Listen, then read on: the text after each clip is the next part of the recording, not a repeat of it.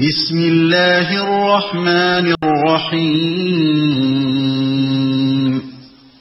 وعباد الرحمن الذين يمشون على الأرض هونا وإذا خاطبهم الجاهلون قالوا سلاما.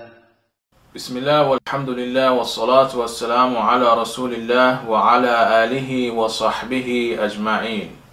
I welcome you to this course titled The Sharh of Kitab at-Tawheed, the explanation of Kitab at-Tawheed, which is the book written by Sheikh Muhammad ibn Abdul Wahhab.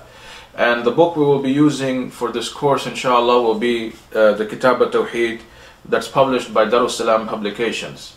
So inshallah, hopefully all of you have a copy of this book.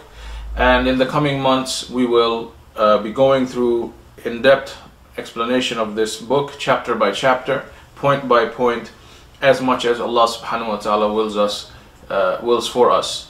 And after this, the goal of this course is, inshallah, to understand fully the concept of Tawheed, the categories of Tawheed, and also understand what violates the purity of Tawheed, meaning what are the statements and actions of Shirk that go against the Tawheed of Allah subhanahu wa ta'ala. And the Tawheed of Allah, this is obviously, understanding this is the most important thing for a Muslim.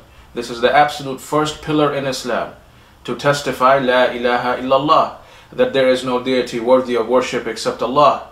So we have to understand what it truly means to worship Allah subhanahu wa ta'ala, how to serve Him and submit to Him properly, and what are the statements and actions that violate this principle, this all-important principle of Islam.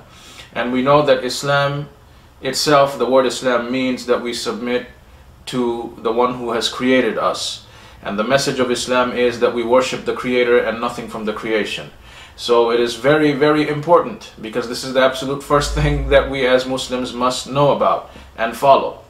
So inshallah ta'ala, with that we will begin our lessons, inshallah. And we ask Allah subhanahu wa ta'ala, and always remember that the main purpose for us to learn anything from the deen is that we get closer to Allah subhanahu wa ta'ala.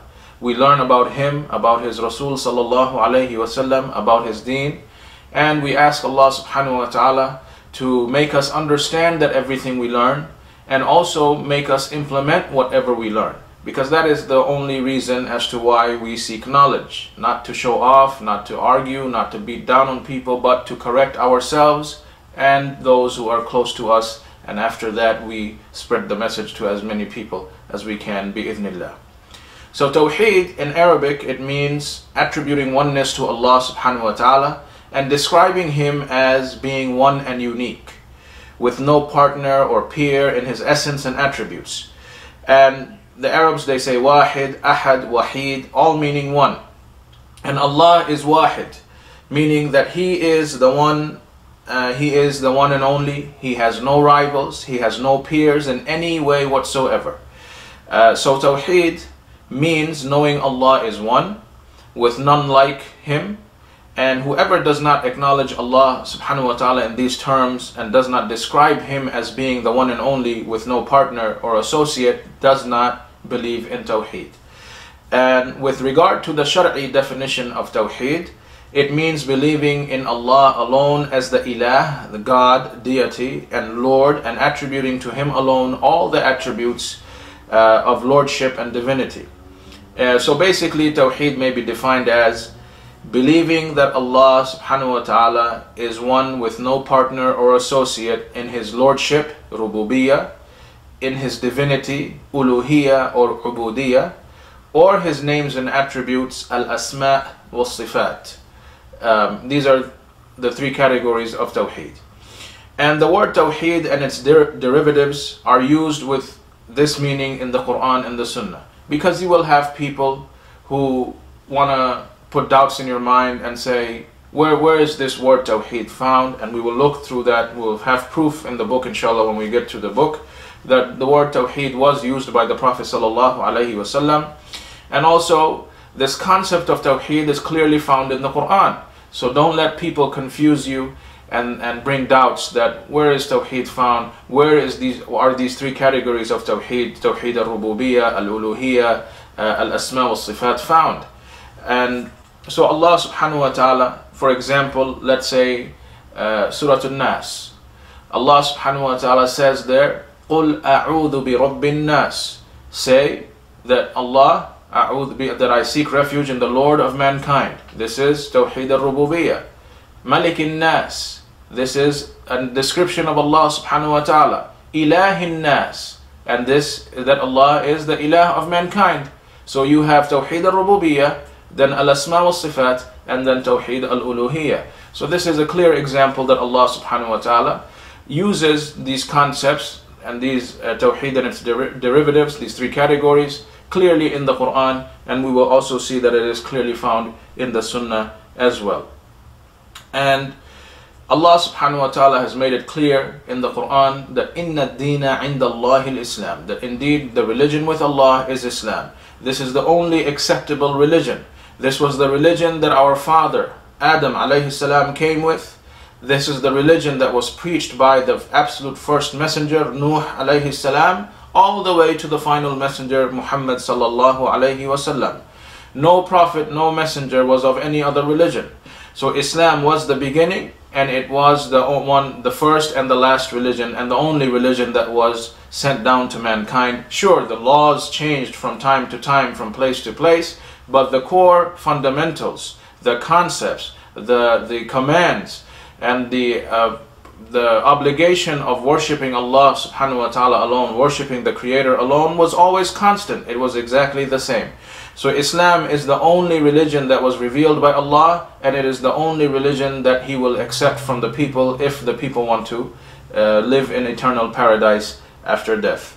And Allah subhanahu wa ta'ala has also mentioned in the Quran, وَمَنْ يَبْتَغِي غَيْرَ الْإِسْلَامِ دِينًا فَلَنْ يُقْبَلَ مِنْهُ وَهُوَ فِي الْآخِرَةِ مِنَ الْخَاسِرِينَ.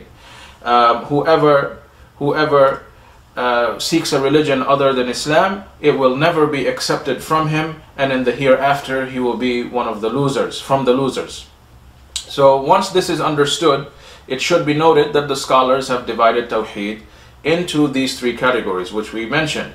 Tawheed al-Rububiyyah, the oneness of divine lordship. Tawheed al-Uluhiyyah, or also Tawheed al-Ubudiyyah, oneness of divinity, of being worshipped, and Tawheed al-Asma wal-Sifat, the oneness of the divine names and attributes.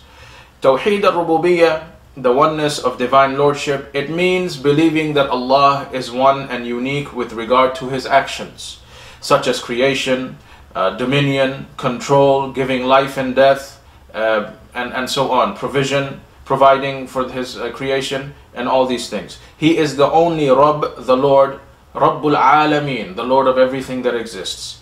And then Tawheed al-Uluhiyyah, which is what inshallah ta'ala we will look into in much detail through this book. It is that Allah subhanahu wa ta'ala is the only ilah, meaning the kalima la ilaha illallah, that there is no deity worthy of worship except Allah subhanahu wa ta'ala. So all types of worship, in statement, in action, has to be directed to Allah and Allah alone.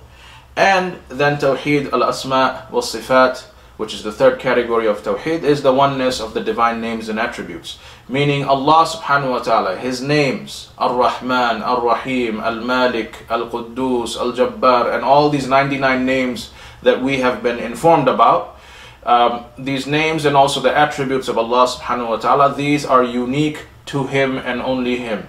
People can have mercy, we have mercy on one another, but Ar-Rahman, the most merciful, this is only Allah subhanahu wa ta'ala. So we have to affirm every single name and every single attribute that Allah has revealed to us through the Quran and through the Sunnah of His Messenger sallallahu alaihi wasallam. And we affirm them without any type of distortion, without any type of denial, distortion meaning tahrif, with any type of ta'til meaning denial, any type of takif meaning asking the kayf, the howness of these names and attributes, and tamthil. These are the four principles, and we will look into them in a little bit more detail later on. So we affirm and believe in every name and every attribute of Allah subhanahu wa ta'ala without tahrif, ta'til, takif, and tamthil. without distorting them, without denying them, without asking how they are, or without giving them any similarities. So all His names and attributes, they are real, they are true. Allah knows best the absolute details of them. We don't ask the howness. They are in a manner that befits Allah subhanahu wa ta'ala. And we do not compare His names and attributes to any of that from His creation. So the second part of Tawheed, al-Asma wa Sifat, is denial. So we affirm all those that He mentioned, keeping in mind those four principles. And denial meaning we deny anything that Allah has denied for Himself. Like for example, لا تأخذه سنة ولا نوم. Allah subhanahu wa ta'ala denies that He ever gets tired or He ever needs sleep.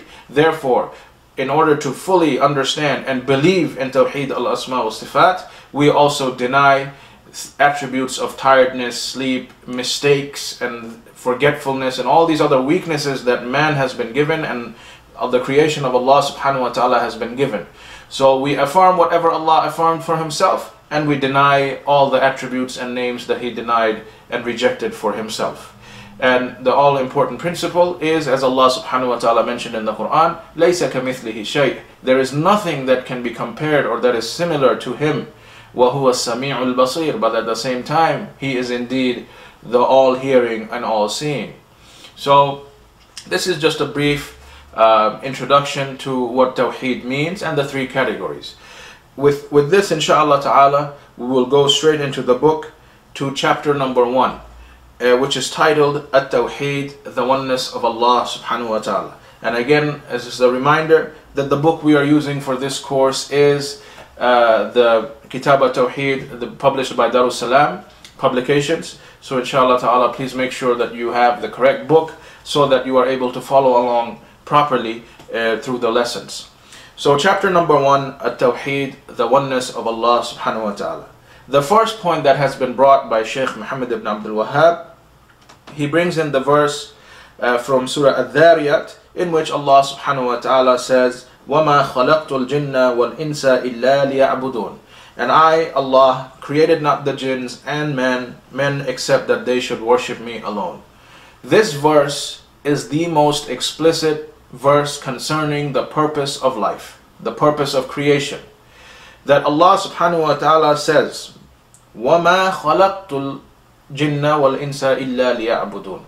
That I did not create jinn and mankind except for the purpose that they worship me alone.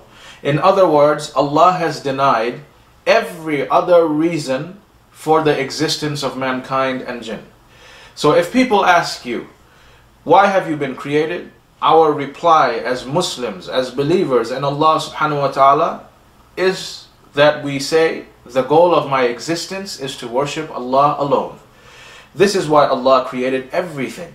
The very purpose of creation is Tawheed, the oneness of Allah subhanahu wa ta'ala. His right to be worshipped alone, without any partners, without any associates. Allah subhanahu wa ta'ala in the following verses, it's not mentioned in the book, but I'm talking this verses from Surah Al-Dhariyat. Right after this verse, in the next two verses, Allah subhanahu wa ta'ala says, مَا أُرِيدُ مِنْهُمْ مِنْ رِزْقٍ وَمَا أُرِيدُ أَن يُطْعِمُونَ. I seek not provision, any provision from them, nor do I ask that they should feed me. إِنَّ اللَّهَ هُوَ الرَّزَّاقُ ذُو الْقُوَّةِ الْمَتِينَ. Indeed, Allah is the all-provider, the owner of power, and the most strong. So the point here is all of creation is to understand that Allah subhanahu wa ta'ala created us for the purpose of worshipping Him alone. He does not need anything from us. He does not want anything in return. We don't feed Him. We don't provide for Him. We don't shelter Him. None of that. But rather Allah is Ar-Razzaq. He is the all-provider. He is Dhul Quwwatil Mateen. He is the all-powerful, the owner of power and the most strong. He is the one who provides for each and everything that He has created. Just like Allah subhanahu wa ta'ala says elsewhere, that قُلْ هُوَ اللَّهُ أَحَدٌ. Say Allah is one. Allahu Samad. Allah is As-Samad. The one who does not depend on anyone or anything, but everything depends on Him. So this is clear Because this can come to people's minds, and this is what you find a lot of those misguided kuffar, people whose hearts are dark and they have been engulfed by the traps of shaitan, that they will come and ask you, okay, why do we need to worship God, the Creator? Maybe He needs something. Maybe He needs us to worship Him, and without us worshiping Him, He's not God. They bring in all these types of philosophical kufr concepts that go against all morals and respect to the Creator. But that is not the case, as Allah subhanahu wa ta'ala makes it very clear. He doesn't need anything from us, rather we need everything from Him. Therefore, worship Him alone, because He is the all-provider, the owner of power, the most strong. Ask and He will give. Whenever you are in need, in distress, in sorrow, whatever it may be, He is the only one that can give and provide for you. Therefore, having understood this and affirming this and knowing this, there is not a human being on the face of this earth that can deny that. If you ask them, where is all this rain coming from, and the fruits that are coming out from the ground, rain falling down from the sky, fruits and vegetation growing on the ground, where are you making this? No human being can make this claim.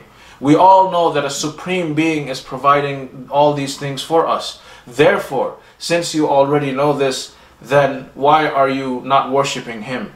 Affirm this verse, وَمَا خَلَقْتُ الْجِنَّ وَالْإِنسَ إِلَّا لِيَعْبُدُونَ, and submit to Him and worship Him. Turn to Him in worship. So Allah subhanahu wa ta'ala is as-Samad, the all-sufficient, and therefore He is in no need of His creation, but the creation, the entire creation, is in need of Him. So Allah subhanahu wa ta'ala says in this verse, our main purpose in life is to worship Him. What is ibadah? Worship. Linguistically speaking, ibadah means to have the sense of humbleness, submissiveness to something. And this is why slave in Arabic is known as abd. The root is the same, that he humbles himself. He submits to himself to something. But in the Shar'i context, it means to humble yourself before Allah, and to submit yourself completely, wholeheartedly, with your mind, with your heart, with your tongue, to Allah subhanahu wa ta'ala alone. And how do we worship Allah? How is our ibadah towards Allah complete? By obeying Him, and obedience is made up of two parts. That we do everything that Allah subhanahu wa ta'ala commanded us to do, mandated, the obligatory aspects of the religion. That you have no choice but to pray 5 times a day. You have no choice but to fast in the month of Ramadan if you are physically able, and so on. So all the things that Allah subhanahu wa ta'ala has made an obligation, we have to do all of them. The second part of ibadah, everything that Allah has forbade. Khamar, alcohol is haram. Maisir, gambling is haram. Zina, fornication, adultery is haram. We have to stay away from everything that He has forbade. So, and that is when you are complete in your worship of Allah subhanahu wa ta'ala. You do everything that Allah commanded, and you avoid everything that Allah subhanahu wa ta'ala forbade. And the Muslim is the one who, by definition, Muslim means the one who submits himself to Allah subhanahu wa ta'ala to the best of his ability. He does what Allah commands him to do, and he avoids what Allah forbade him to do. And Islam, as we mentioned at the beginning, is complete submission to the commands of Allah alone, the creator of everything that exists. Peace is a branch of Islam. Many times we find people, because of all the attacks that they face from the kuffar, they want to say Islam means peace. Peace, salam, is a very important aspect of Islam, but that's not the meaning of the word Islam. Islam means that you submit yourself to the one who created you. Through that submission, sincere submission, you definitely obtain salam, peace in your heart. Because without recognizing your Lord and without submitting to your Lord, no human being is truly happy, no matter how much money he has been given. Also, we learn from this verse that Allah subhanahu wa ta'ala created 2 species, if you want to put it that way, 2 different beings, 2 different species, for this same purpose. Because Allah makes it clear that وَمَا خَلَقْتُ الْجِنَّ وَالْإِنسَ إِلَّا لِيَعْبُدُونَ, that I have not created the jinn and mankind except for this purpose of worshipping me alone. So just like man has been commanded to worship and submit to Allah alone, jinn have also been commanded the same thing. And Allah subhanahu wa ta'ala, He created the angels, the animals, the sun, the moon, the planets, the trees, the rocks. He is Rabbul Alameen, the Lord of everything that exists. He is the one who has created all of them, and He is the one who sustains them, controls them, looks after their affairs, and all these things. So all of these, if you look at it, the angels, they really don't have a freedom of choice. They don't. Animals, they don't have an aql, as we will say, that the animals, they are even though they have some form of intellect to understand how to hunt and this, but their level of intellect is obviously not like that of the human beings. And so man and jinn, these two beings created by Allah, have been given the freedom to choose. The reward provided that they worship Allah, and the punishment if they are guilty of shirk, meaning associating partners with Allah or disobeying Allah. No other creation of Allah subhanahu wa ta'ala disobeys Him because they have not been given any free will. But humans and jinn can either choose to obey Him or disobey Him. And it is only their own loss, because that's why we are in need of Allah. So it is our loss when we disobey Him, and it is our gain when we obey Him. And Allah subhanahu wa ta'ala preferred man over jinn. Obviously we know that men have been preferred over all of His creation.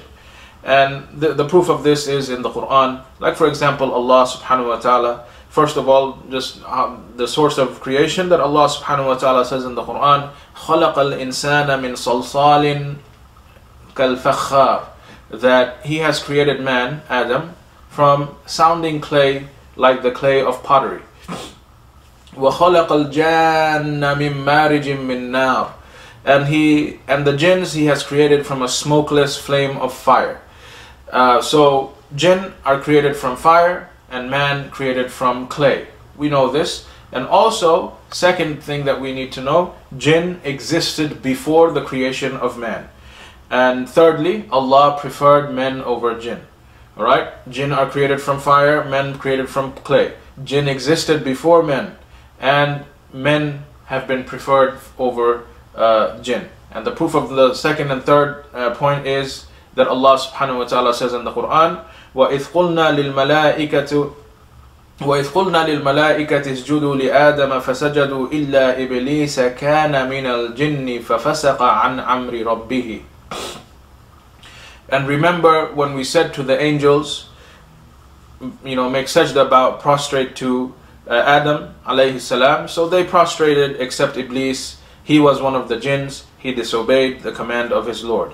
So this is clear proof that jinn existed before the creation of Adam. And also in Surah Al-Baqarah, when Allah informed the angels that He is going to create a new being and make him a khalifa, meaning coming vicegerent, generation after another on earth, the angels, they were questioning Allah, that are you going to put beings that spread fasad and mischief and do all these things, because that's what the jinn were doing. They were created before human beings.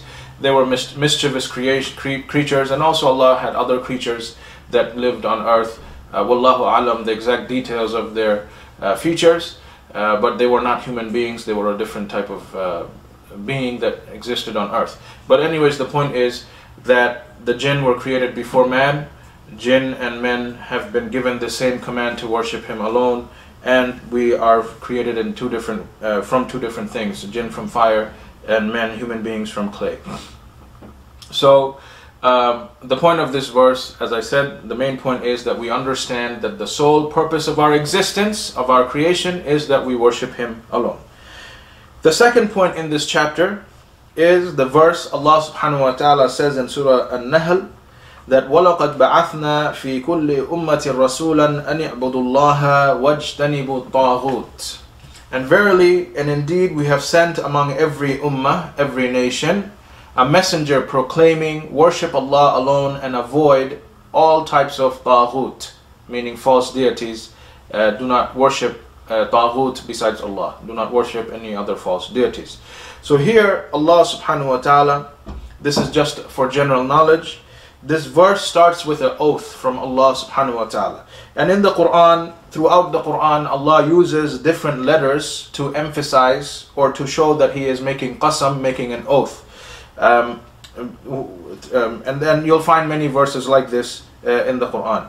And in this ayah, Allah subhanahu wa ta'ala actually used three different types of qasam, three different types of oath. For example, like Allah subhanahu wa ta'ala, whenever He starts with wal or wow, like for example, wal asr, and by time, wal layl, and by the night, wal fajr, by the break of dawn.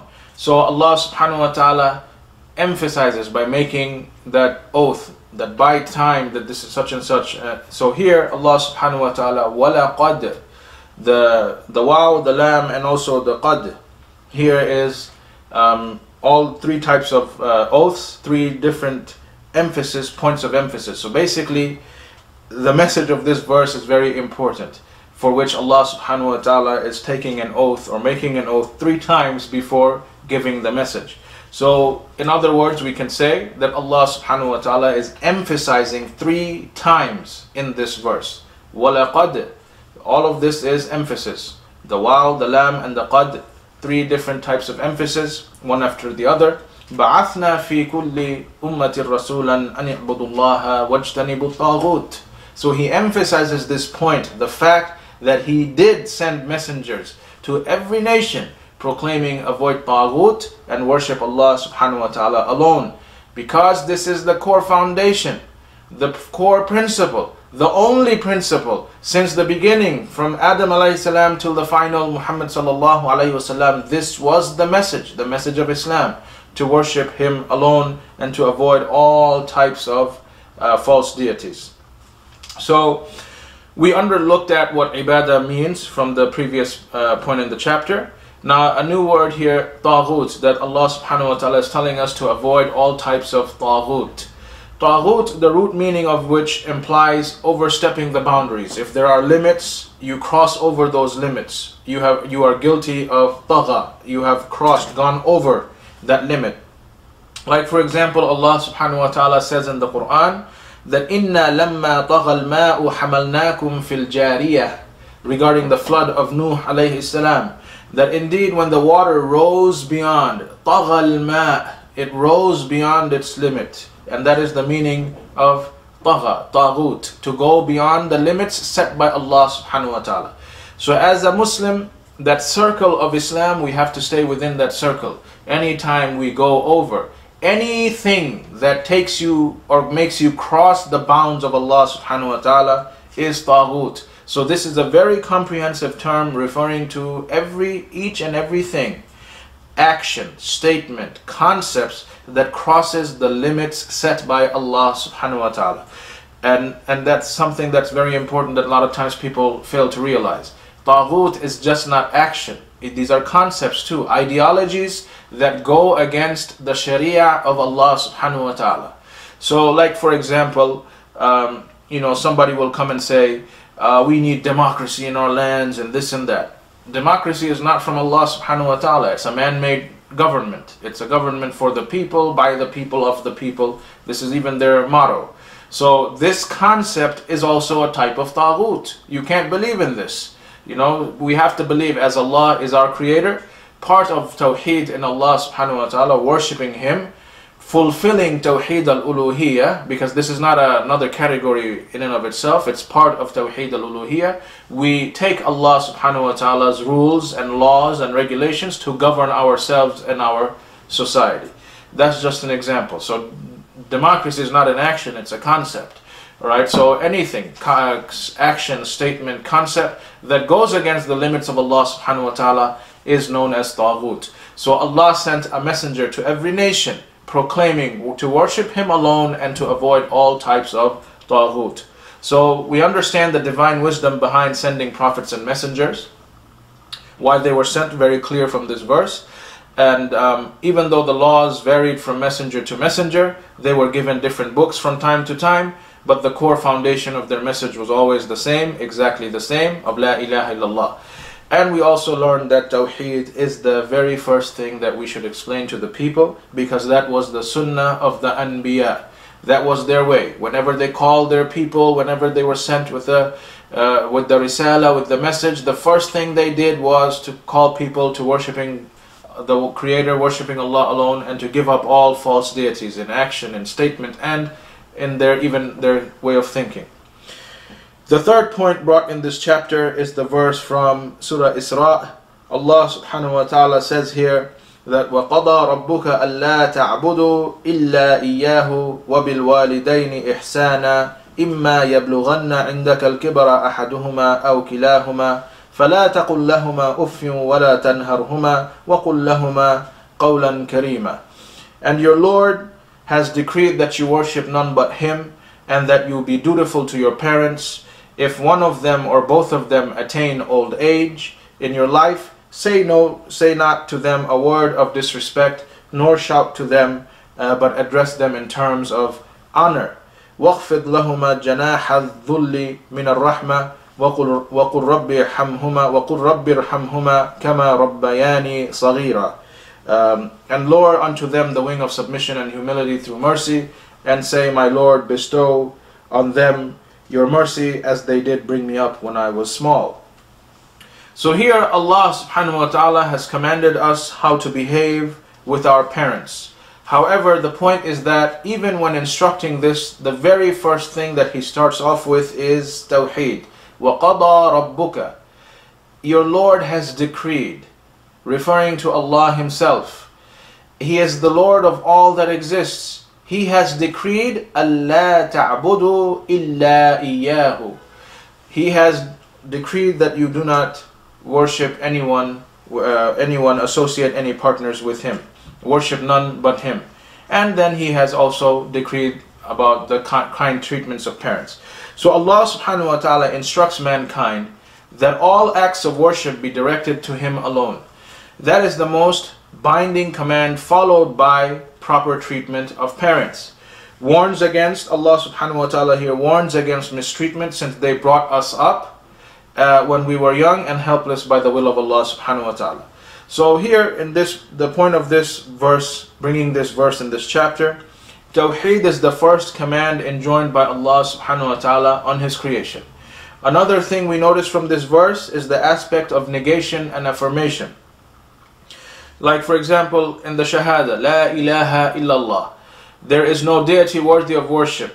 This is a pure negation. We deny anything.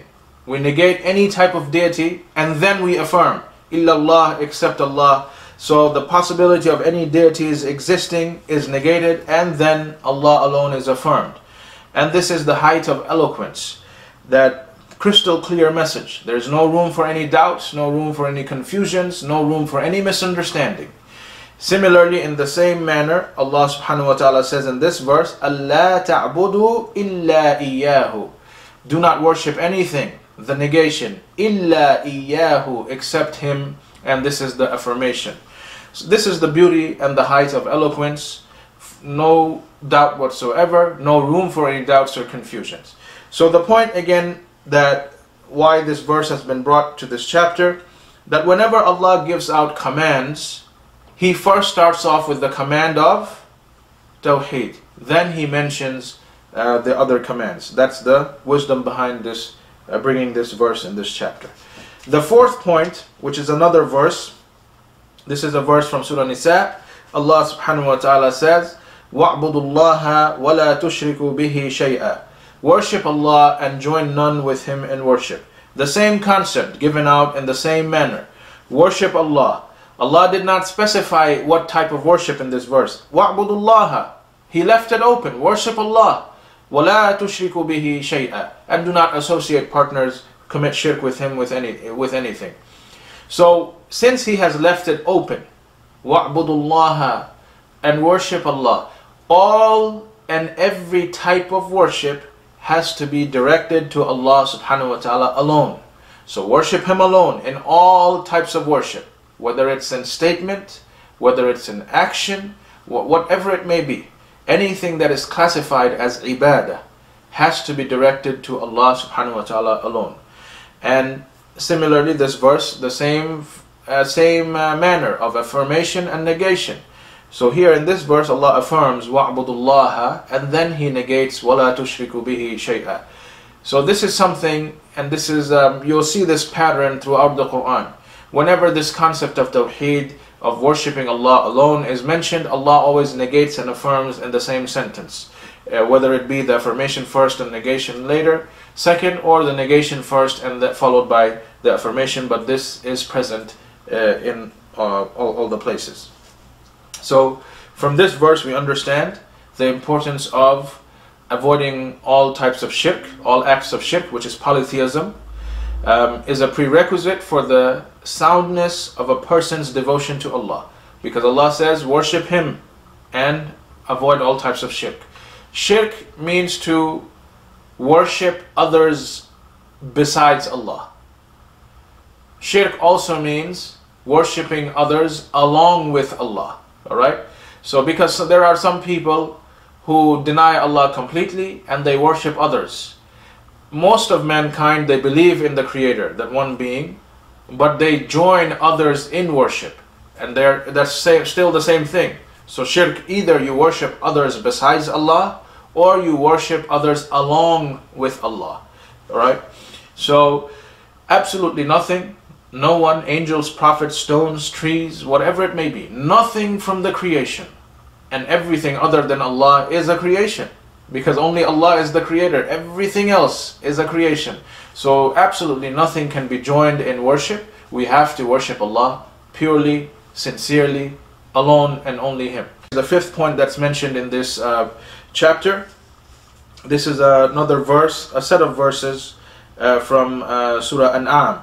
Allah subhanahu wa ta'ala, here this is like we had from Surah Isra. Allah gave a command, and the very first command He started with was to worship Him alone, to avoid shirk. Here in these three verses of Surah An'am, Allah says here, قُلْ تَعَالَوْا أَتْلُ مَا حَرَّمَ رَبُّكُمْ عَلَيْكُمْ. Say to Muhammad sallallahu alaihi wasallam, come, I will recite what your Lord has prohibited for you. So these are prohibitions. Allah has revealed these set of verses to tell, for Muhammad sallallahu alaihi wasallam to convey to mankind, to everything that exists, what Allah has forbade upon us. The very first thing, as Allah says here, أَلَّا تُشْرِكُوا بِهِ شَيْئًا. Do not join nothing in worship with Him. Join not anything in worship with Him. Then He says, وَبِالْوَالِدَيْنِ إِحْسَانًا وَلَا تَقْتُلُوا أَوْلَادَكُم مِّنْ إِمْلَاقٍ نَحْنُ نَرْزُقُكُمْ وَإِيَّاهُمْ وَلَا تَقْرَبُوا الْفَوَاحِشَ مَا ظَهَرَ مِنْهَا وَمَا بَطَنَ وَلَا تَقْتُلُوا النَّفْسَ الَّتِي حَرَّمَ اللَّهُ إِلَّا بِالْحَقِّ ذَلِكُمْ وَصَّاكُمْ بِهِ لَعَلَّكُمْ تَعْقِلُونَ. Kill not so join not anything in worship with Him. Be good and dutiful to your parents. Kill not your children because of poverty. We provide sustenance for you and for them. Come not near any of those shameful sins, illegal sexual activities and things like that, whether committed openly or secretly. Kill not anyone whom Allah has forbidden except for a just cause. This He has commanded commanded for you that you may understand. Then He has mentioned, and we'll look at verse 151, 152, and 153. So let's go one by one here. So these three verses are a series of commands from Allah subhanahu wa ta'ala. And someone who is new to Islam, or even Muslims, because subhanallah, we are an ignorant group of people, and that's why we are suffering so much throughout the world. So whether someone is new to Islam or someone has been Muslim but just ignorant about his deen, can get a very good general idea about what Islam is from these three verses from Surah An'am. And people of Jahiliyyah used to follow their whims and desires, no moral ethics whatsoever. Then Allah subhanahu wa ta'ala revealed these set of verses, قُلْ تَعَالَوْا أَتْلُوا مَا حَرَّمَ رَبُّكُمْ عَلَيْكُمْ. Come and I will recite to you what Allah, your Lord has prohibited for you. The very first thing, and the point, again, the wisdom point as to why this verse was brought for this chapter, for us to understand. Whenever Allah commanded something, the very first command was worship Him alone. Whenever Allah prohibits something, the very first thing that He prohibited, avoid shirk. Meaning Tawheed, and this concept of Tawheed is the absolute first thing that we have to understand and implement in our daily lives. Allah tushriku bihi shay'a. Join not anything in worship with Him. So Allah commands His servants not to associate any object or false deity with Him. This is the very first prohibition. Then He goes to وَبِالْوَالِدَيْنِ إِحْسَانًا. Be good and dutiful to your parents. Allah commands sons and daughters to do well and be dutiful to your parents, to be modest with them, to protect them, obey them, not worship them, obey them and respect them in all that is good. But we reject anything that they say that violates the deen of Allah subhanahu wa ta'ala, because our first command is to worship Allah. And part of worshipping Allah is to be respectful and kind to your parents. It doesn't mean we worship them. We are kind and respectful. Anything good they say, we are supposed to obey them, follow them. Anything bad they say, meaning that goes against the deen of Allah, whether it's an act of shirk or bid'ah, haram, whatever it may be, we kindly tell them, I can't listen to you. You're my parents. I love you because Allah commanded me to love you, but He also commanded me not to obey you when you tell me to do something that violates His laws.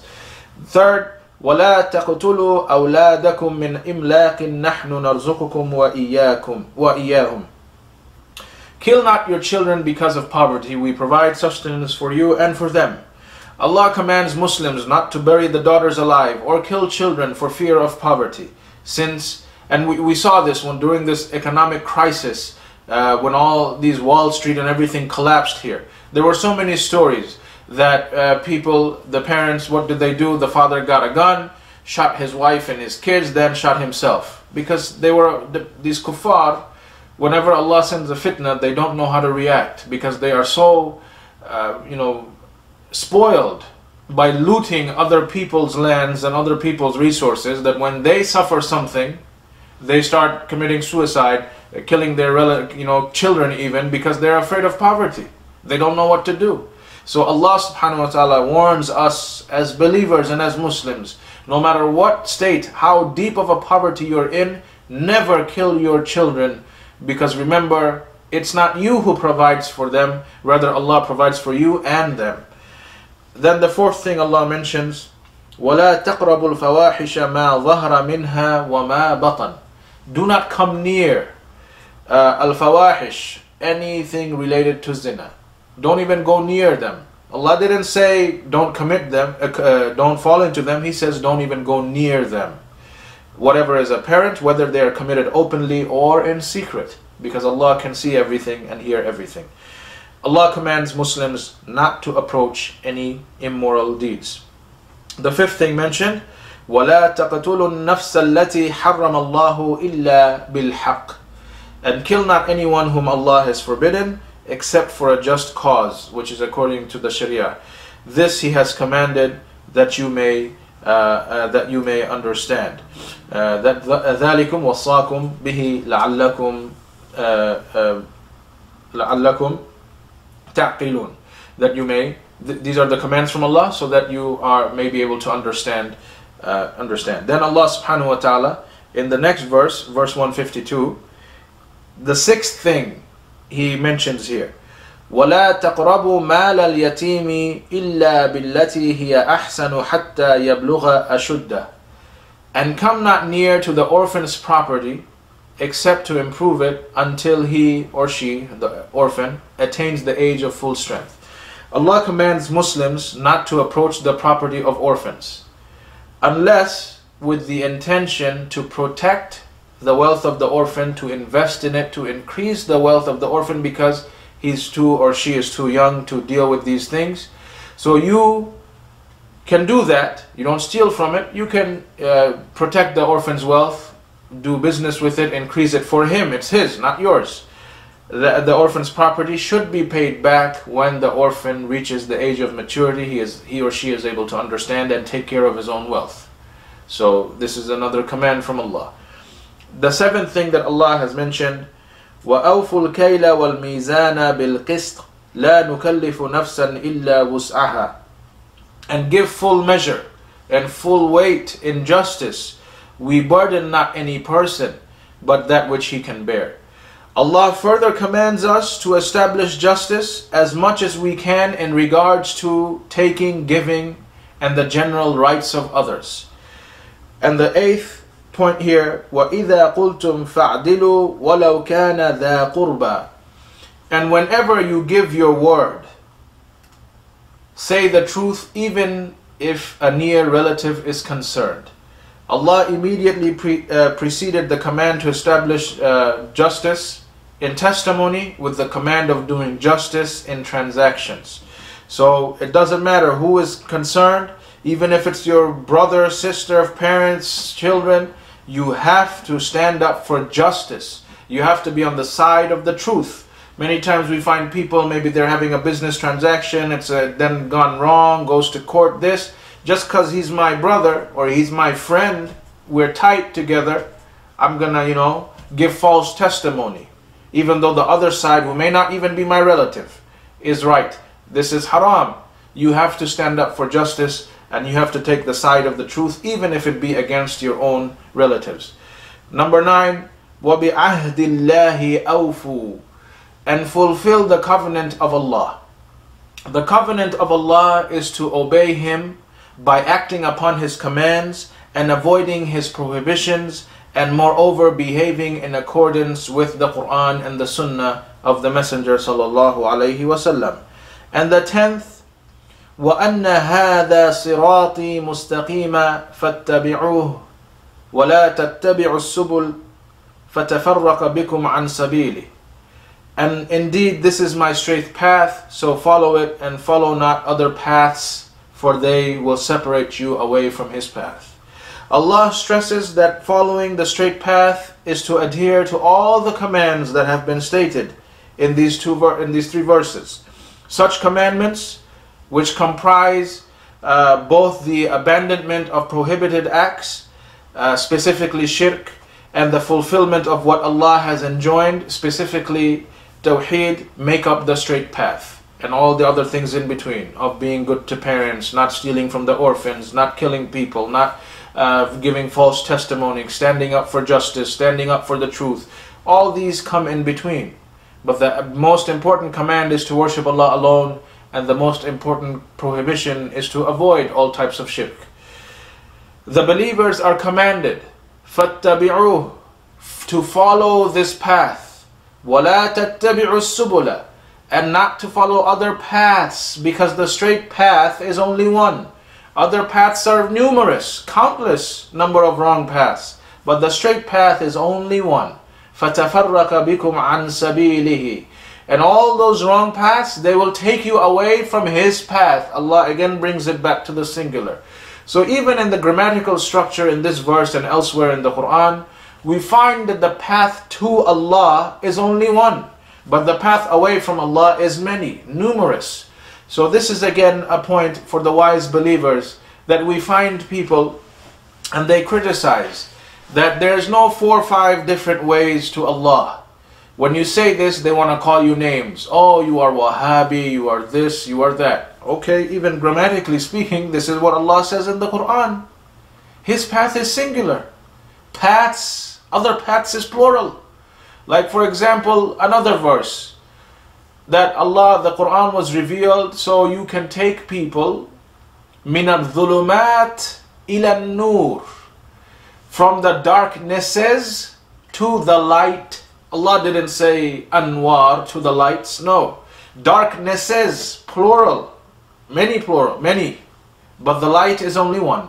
So throughout the Quran, even grammatically speaking, all paths that lead astray is plural, but the path to Allah is always in the singular form. Because there is only one path to Allah, which is the path that is complete and firm in one's Tawheed and obedience to Allah, avoiding all that Allah has forbidden, obeying the Messenger sallallahu alaihi wasallam, obeying these laws, staying away from other things. But unfortunately we find Muslims, it's okay, everybody can do whatever they want. It's as if there are 10 different paths to Allah. But wherever you look, that is a contradiction to the principles of Islam, because there is only one path to Allah subhanahu wa ta'ala.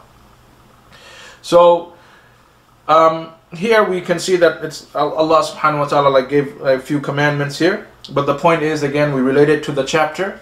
Tawheed is just the first and foremost thing that Allah calls to. Allah commands and Allah prohibits. The first thing He prohibits is shirk. Then Ibn Mas'ud radiallahu an, he said that whoever wishes to ascertain the very will of Prophet Muhammad sallallahu alaihi wasallam, he should just look at these verses of Allah subhanahu wa ta'ala. Meaning, this is something that, this is the next point, that Abdullah ibn Mas'ud says, whoever wants to understand the message, a summary of the message that has been brought by Muhammad sallallahu alaihi wasallam, then man arada an yanzura ila wasiyati Muhammadin wasiyah. That's what he says. This is the will that the Prophet sallallahu alaihi wasallam left behind. If you want to see the will of the Prophet sallallahu alaihi wasallam, allati alayha khatama, the seal of the Prophet is on it. All right, his will, the seal of his seal and whatnot. Let him look to these 3 verses from Surah An'am. And we know Abdullah ibn Mas'ud was one of the greatest scholars of tafsir, him and Abdullah ibn Abbas.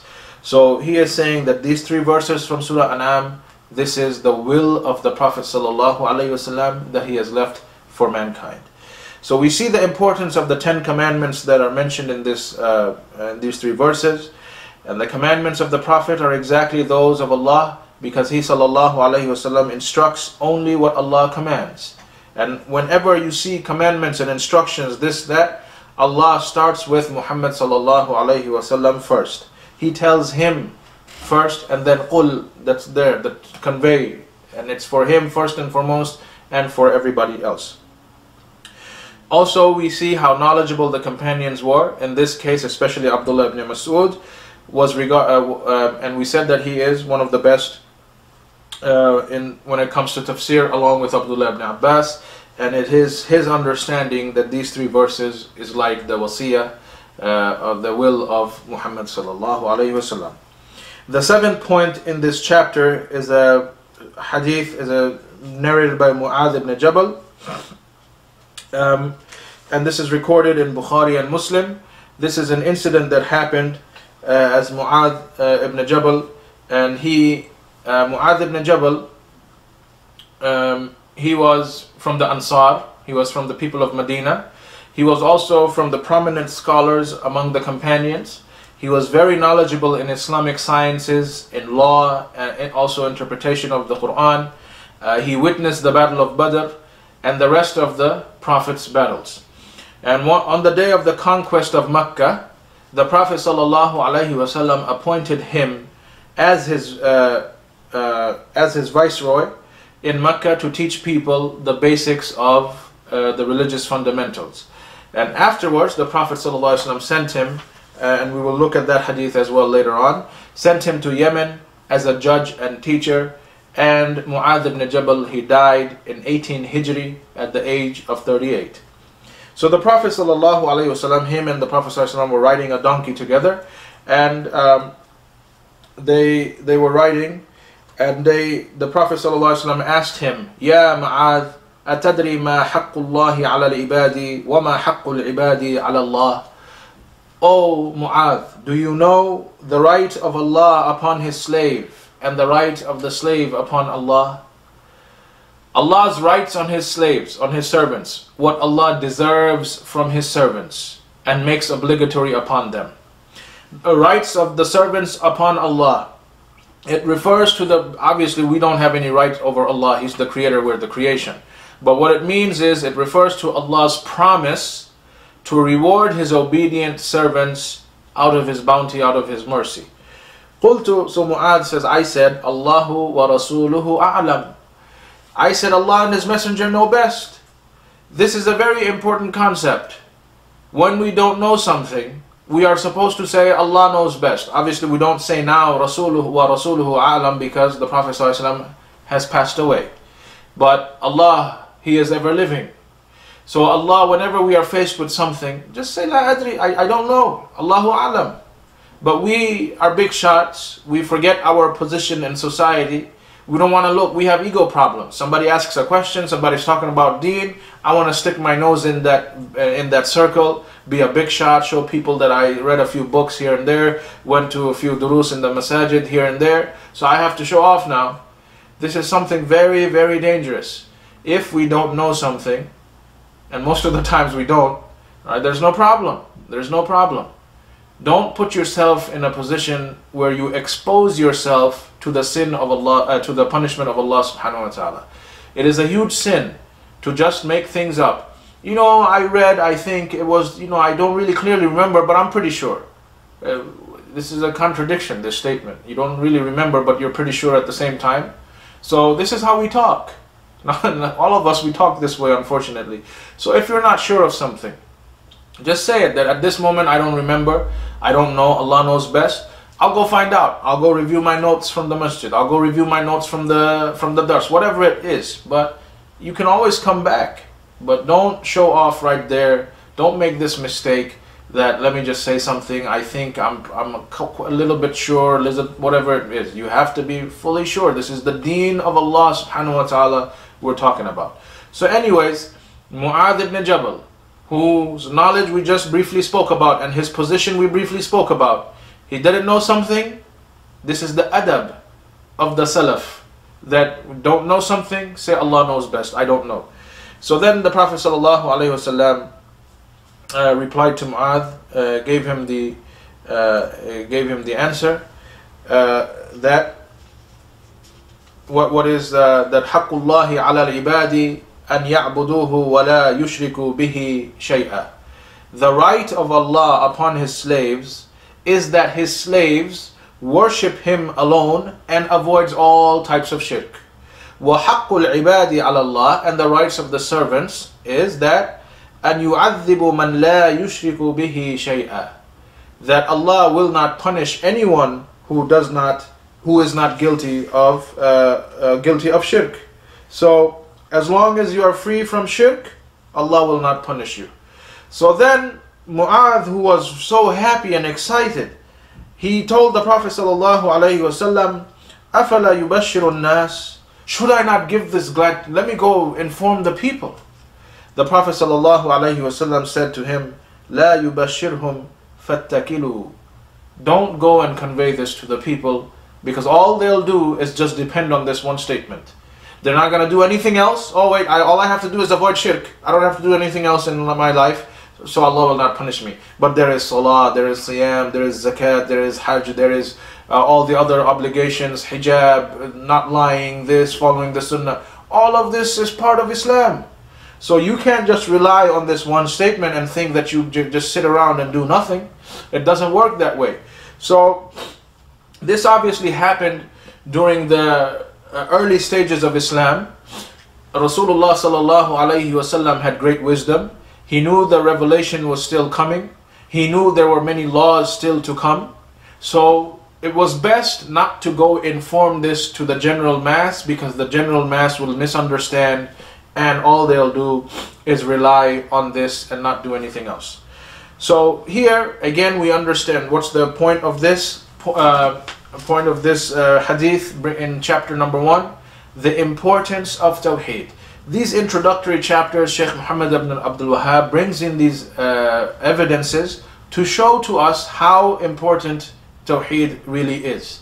Alright, so this is yet another hadith that shows to us that the Tawheed, that this is the right of Allah. It is the right of Allah upon His slaves.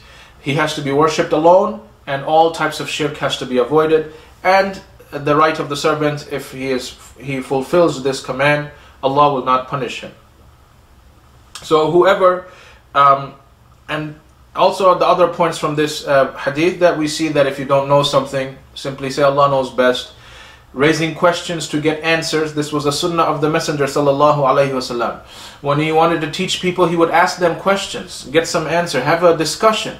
And this is something very good that many times we don't tell people. Let's suppose we find someone doing a bid'ah, someone doing a haram. Ask them questions, have an interaction with them, let them answer. Sometimes they will know what's wrong by themselves, and that's more effective. So apply this sunnah next time you have discussions or you want to explain something that you learned from authentic sources. You want to pass it on, explain it to them. Again, the stress also is again that Allah has the right to be worshipped alone, and to avoid shirk, and the virtue of the muwahhidun, the people of Tawheed, what's their virtue, the value, their status, that they will not be punished as long as they are muwahhid, they avoid all types of shirk. And lastly, the permissibility of keeping knowledge secret for the sake of gaining the greater good. Being wise with how to teach and how much to teach is part of giving or being a successful da'i. This is part of da'wah. Many times we find when we're young, especially my young brothers and sisters, please keep this in mind. You may learn something from the sheikh. You may learn something from the talibul ilm that you're taking a class with and whatnot. When you go back to your house or you will go back to your friends, don't just, drop all that knowledge at once on them, what you just learned. You made an effort to go seek the knowledge, you acquired it, you did this, but those people are lazy people. They have no interest whatsoever. You have to understand their background, their situation, and then give the knowledge in small doses. And give that which is more important for them to understand. So you have to apply this, that sometimes, subhanAllah, yes, of course, this is part of knowledge, but you have to know this is from hikmah. Allah will give you wisdom with more experience. When you get criticized for being harsh a few times, your feelings get hurt, you'll learn it the hard way. Or you can be wise and take the advice from the shuyukh, from the du'at, when they give it to you, that calm down when you learn these things. Don't just go home and, drop the knowledge bomb on everybody and be, the police, the religious police over everybody, over your relatives and friends.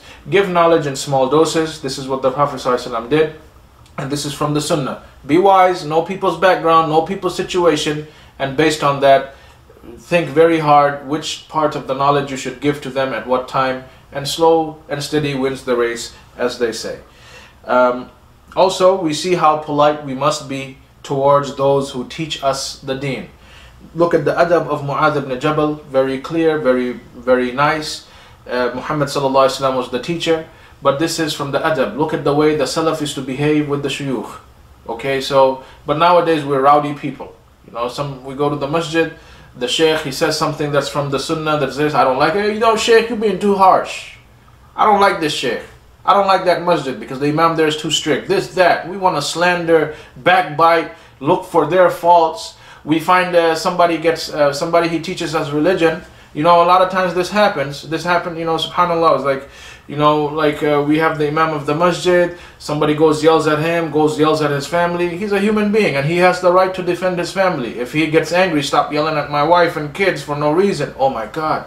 Did you see what type of rude imam this is? He actually gets angry. Well, he's a human being. If you attack his family, he's going to get angry. Even the Prophet ﷺ got angry. But this is how we behave with those who teach us the deen. We always look for a way to bring them down. Because we are low ourselves, we want to bring the teachers down too. And we are very rude with them, even if they make a mistake. Okay, in a fiqhi issue or this or that, there is an adab, there is some etiquettes that you have to follow to the one who is teaching you the religion. Talk to him privately in a nice manner, that sheikh, I think you might have made a mistake because I heard from the other sheikhs, and here's the evidences, this, that. There's a polite way of dealing with things. So also we take that lesson from this hadith. So inshallah ta'ala, with this we conclude chapter 1. And now we inshallah move to chapter 2. And the first 6 chapters of this book look at the importance of Tawheed from different angles. And this chapter aims at emphasizing the merit of Tawheed and its good impact and blessings, which include the removal of sins. And also encouraging people to adopt Tawheed and act according to its principles. So the first point brought in this chapter is another verse from Surah An'am, in which Allah subhanahu wa ta'ala says, الَّذِينَ آمَنُوا وَلَمْ يَلْبِسُوا إِيمَانَهُمْ بِظُلْمٍ أُولَٰئِكَ لَهُمُ الْأَمْنُ وَهُمْ مُهْتَدُونَ. It is those who believe in the oneness of Allah and worship none but Him alone, and confuse not their belief with dhulm. for them there is security and they are the guided ones. So first of all here, as Allah subhanahu wa ta'ala mentioned, that those who believe and do not confuse their belief with dhulm. We have to understand what dhulm is. Linguistically, it means to put something in its improper place. Take something, put it in a place where it doesn't belong. And taking, as recorded in Bukhari and Ahmed, in the hadith collected in Bukhari and Ahmed, when this ayah was revealed, the companions, they came to the Prophet sallallahu alaihi wasallam. They were very worried and they were confused that, Ya Rasulullah sallallahu alaihi wasallam, who among us did not commit dhulm? Everyone does wrong. Every one of us, we do wrong things and we do them every day. So they were very worried because everyone does wrong. And here Allah is saying that alladhina amanu, those who believe, walam yalbisu imanahum bidhulm, and they don't mix their iman with wrong. So that naturally this is something that would worry the companions. So then the Prophet sallallahu alaihi wasallam replied, innahu laysa alladhi ta'nuna, it's not what you understand from it. Alam tasma'u ma qala abdu salih, didn't you hear what the righteous slave said? Meaning righteous slave here, he's talking about Luqman. And then he recited the verse from Surah Luqman when Luqman was talking to his son, Ya bunayya la tushrik billah, inna shirka la dhulmun azim. O my son, do not associate partners with Allah. Indeed, shirk, polytheism, is the greatest dhulm, greatest wrong that someone can do. So, as the Prophet sallallahu alaihi wasallam explained dhulm in this verse, is the meaning of the word dhulm in this verse is referring to shirk. And always remember, tafsir of Quran, we do it Quran with Quran. One ayah explains another ayah. An ayah is explained by an authentic hadith. An ayah is explained by the Sahaba.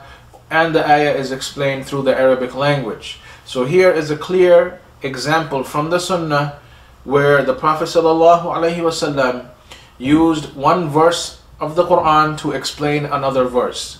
So dhulm means wrong, but according to the tafsir given by Muhammad ﷺ, this refers to shirk. So because he recited the verse from Surah Luqman, that inna shirka la dhulmun azim, that indeed that is the greatest wrong that someone can do is commit shirk. That's the greatest wrong someone can do. So as long as you believe, as Allah says in this ayah, alladhina amanu. So now you take that understanding and apply it to this verse. Those who believe, walam yalbisu imanahum bidhulm. Those who believe and do not mix their belief with shirk, any type of shirk. Ulaika lahumul amnu wa hum muhtadun. For them there is a security and they are the guided ones. So the people who are completely free from shirk, they are relieved from any punishment from Allah subhanahu wa ta'ala after their death. They are secure, completely secure. They are the righteous people, they are the guided people, and they will be granted Jannah. And the greatest level is to go to Jannah directly without being questioned, without being punished whatsoever. And this will be the case only for those who do not mix dhulm, meaning shirk, with their faith. The second point that's brought here is a hadith from Sahih al-Bukhari that's narrated by Ubadah ibn Samit, and he is was one of the prominent chiefs who witnessed the pledge of Aqaba, and also and he's also from the people of Badr. He died at the age of 72 in the year 34 Hijri.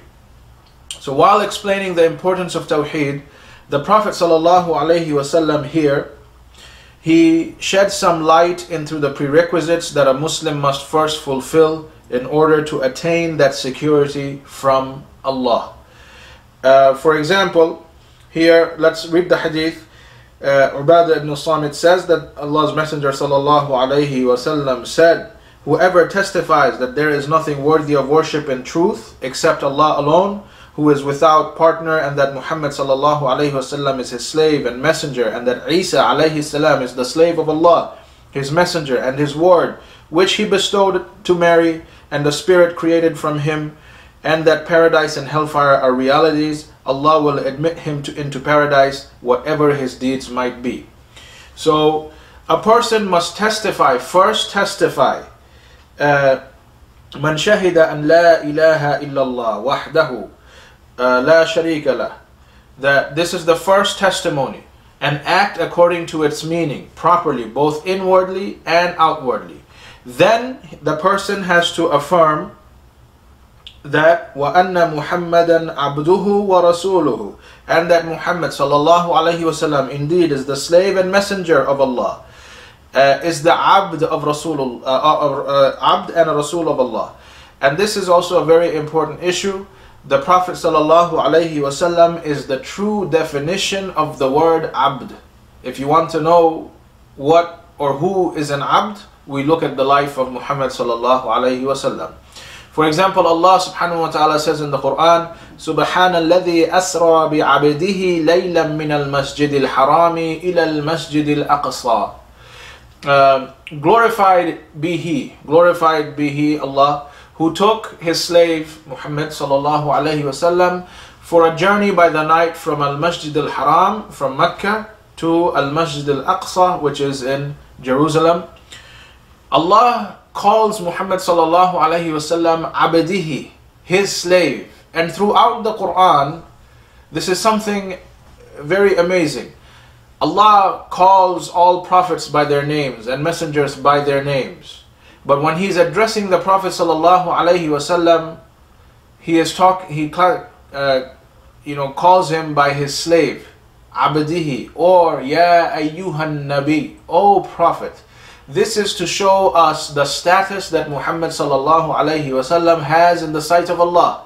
He is the highest and the best of creation. That Allah gives him this respect, doesn't even call him by his first name. But you will find throughout the Quran, Ya Ibrahim, Ya Musa, Ya Isa. He's calling all these Anbiya by their names. But when it comes to Muhammad sallallahu alayhi wasallam, he calls him Abdi, Abdihi, my slave, his slave, meaning Allah's slave, or Ya Ayyuhan Nabi, O Prophet. Gives him that respect. So this is something that we as Muslims, that subhanallah, look at how much respect Allah gave to him. Allah, the one who created everything. So definitely you and I have to give that same level of respect to him, sallallahu alayhi wasallam. So Allah, he calls Muhammad sallallahu alayhi wasallam his slave. The point is that Muhammad sallallahu alayhi wasallam is the true definition of the word slave, because he had perfected his worship towards Allah subhanahu wa ta'ala. We do not deify the Prophet sallallahu alayhi wasallam like we have the Barelwi sect found in India, Pakistan. They think that the Prophet sallallahu alayhi wasallam is created from light.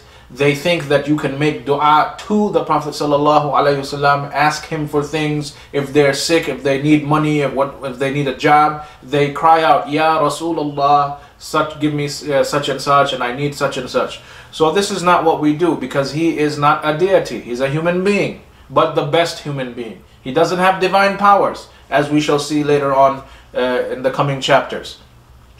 But he is a human being and a slave of Allah, and nor do we deny his messengership. We're not like the Jews either, who denied that Muhammad sallallahu alaihi wasallam was a Rasul to all the people and not just the Arabs. So we say that Muhammad sallallahu alaihi wasallam, just like he says that wa anna Muhammadan abduhu wa rasuluhu. So we don't exaggerate in either department.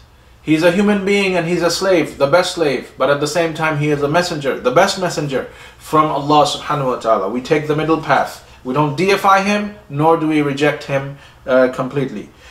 Also, in order to be safe, one must affirm that Isa alayhi salam, that وَأَنَّ عِيسَى عَبْدُ اللَّهِ وَرَسُولُهُ وَكَلِمَتُهُ أَلْقَاهَا إِلَى مَرْيَمَ وَرُوحٌ مِّنْهُ.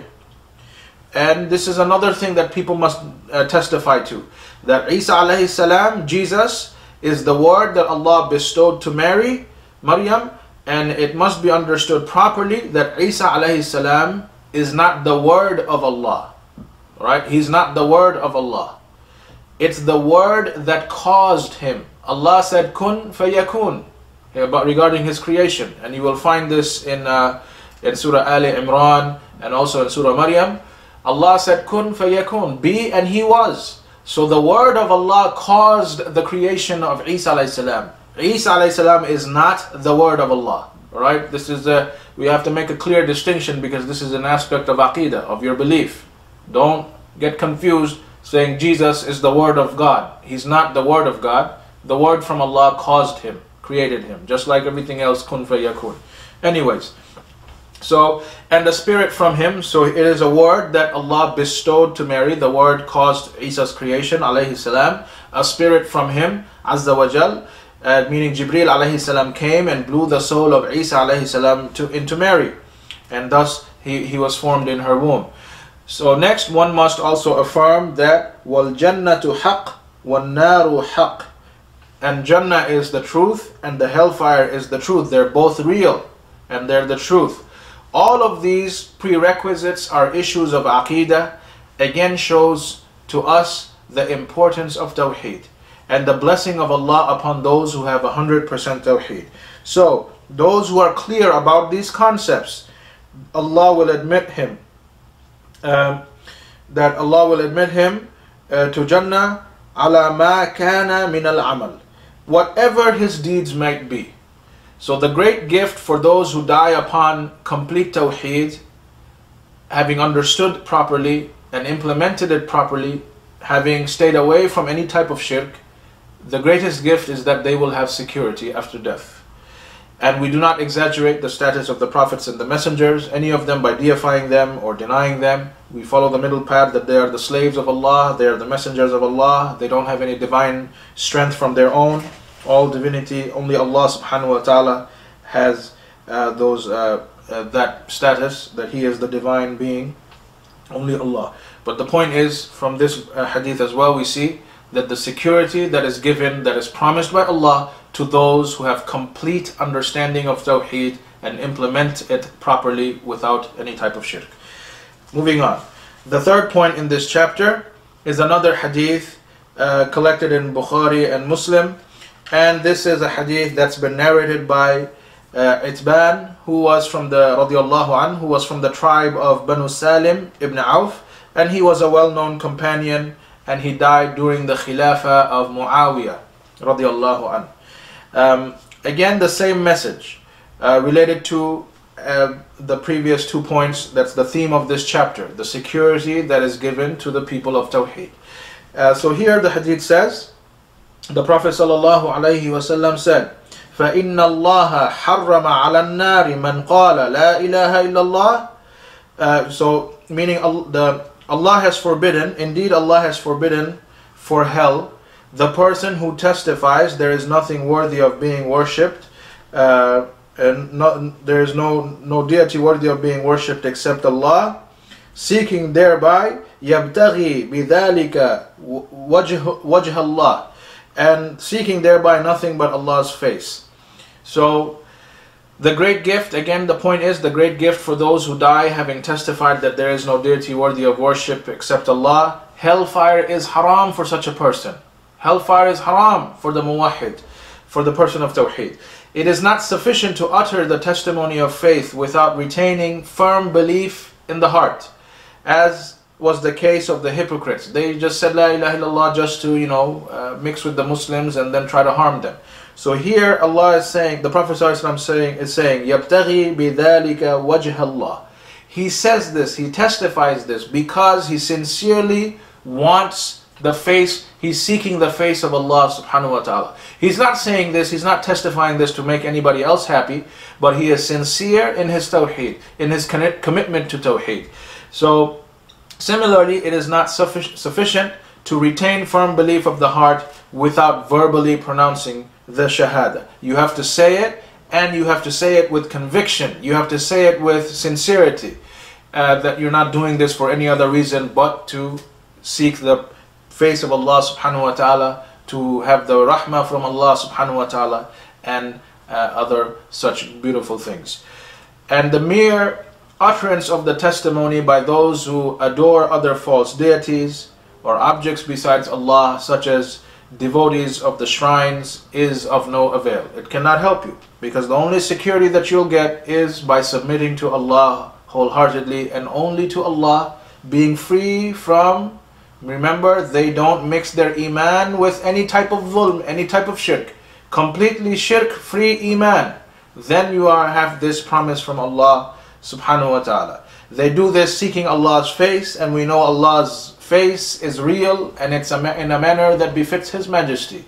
We do not deny it. We do not distort it. We do not ask the howness of it, nor do we give it any similarities. Allah's face is real, and it is in a manner that befits His Majesty. If you want to see what it looks like, then we should stop worrying about the howness and all of this right now. We should concentrate in understanding Tawheed, and we should concentrate in being better Muslims, so that inshallah we are able to go to Jannah. And then every Yawmul Jumu'ah, as the hadith in Sahih Muslim says, Allah will remove the hijab of light between Him and the dwellers of Jannah, and He will reveal Himself to the people of Jannah. So you want to know what Allah's features look like? In this dunya, have patience and simply say that these are real things in a manner that befits Allah's Majesty.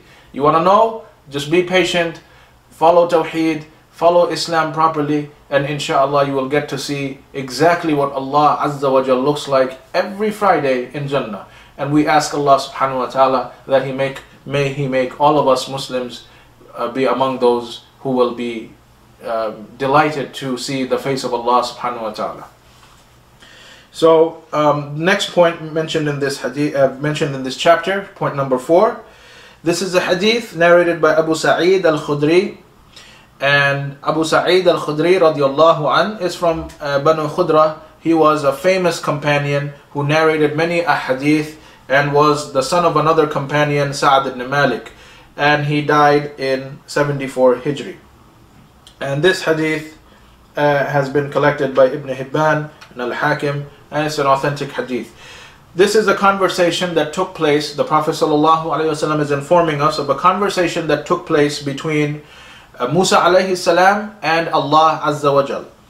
Musa alayhi salam said, Ya Rabbi, allimni shay'an adhkuruka wa ad'uka bih.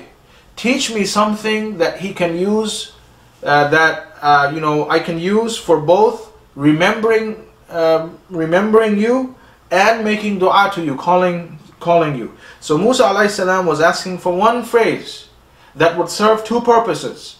It would serve as a reminder. When you want to make dhikr of Allah, you can say this. Also, when you want to make dua to Allah, you can say this. So he was asking for something that would serve both purposes. Allah replied, Ya Musa, O Musa alayhi salam, La ilaha illallah. This phrase, La ilaha illallah, there is no deity worthy of worship except Allah. But Musa alayhi salam was surprised. Ya Rabbi, kullu ibadika yaquluna hadha. Oh Lord, all of your slaves, they say this.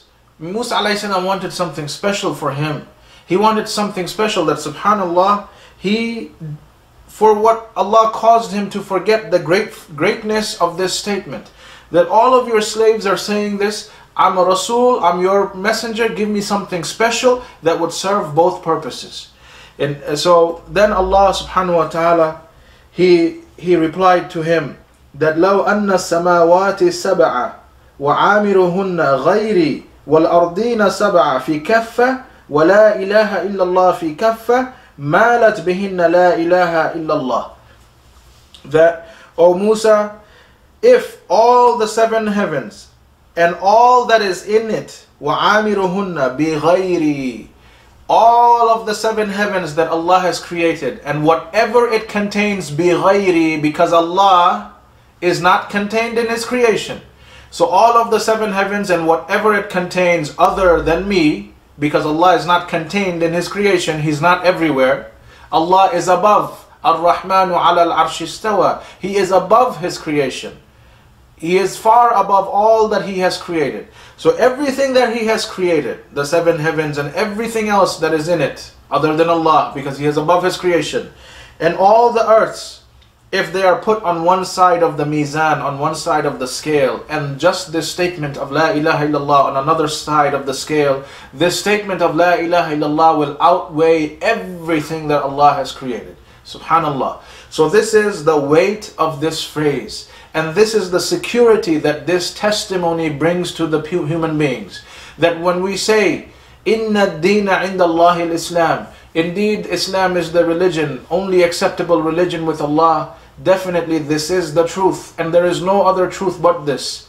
If you want to be safe after death, you want to be safe in this dunya and especially in the akhirah, then testify to La ilaha illallah, that there is no deity worthy of worship except Him. Understand this concept of monotheism and submit to it wholeheartedly, sincerely, seeking nothing but Allah's face.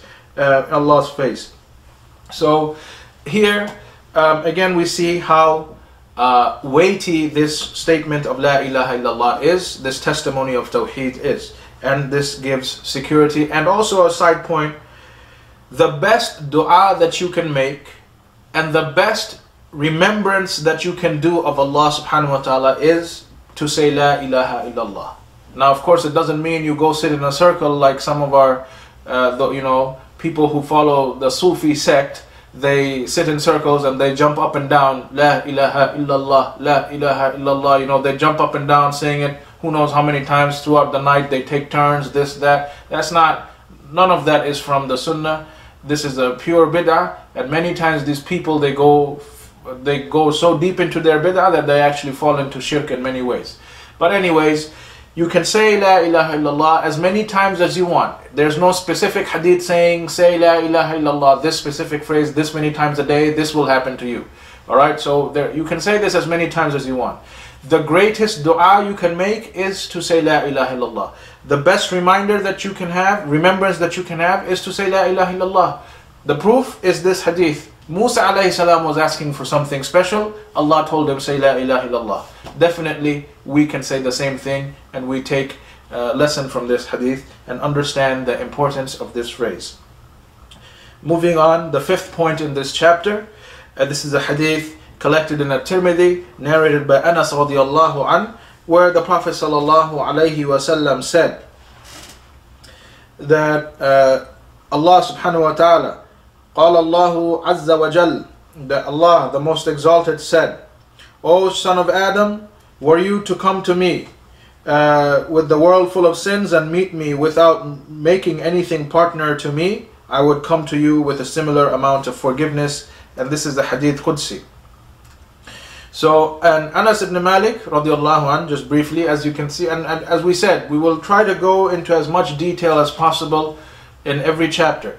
And so, and part of the detailed information, we briefly mention some of the a little bit of brief biography about every Sahaba that comes for the first time, meaning his narration comes for the first time in the book. So I won't repeat. Every time Anas comes, I'm not going to mention the same like I did for chapter 1 when we talked about Mu'adh ibn Jabal. If we mention another hadith of Mu'adh, I'm not going to repeat his biography again. So these are just, some general knowledge. As Muslims, we need to know the biography of the greatest generation, the best people to walk the face of this earth. So Anas radiallahu anh, he was the servant of the Prophet sallallahu alaihi wasallam for 10 years. And the Prophet sallallahu alaihi wasallam himself made dua for Anas, asking Allah to grant him plenty of money, children, and admit him to Jannah. He died in 92 at the age of 92 92 or 93 Hijri, and he was more than 100 years old, and he had a lot of wealth and a lot of children. So the dua of the Prophet ﷺ obviously got accepted.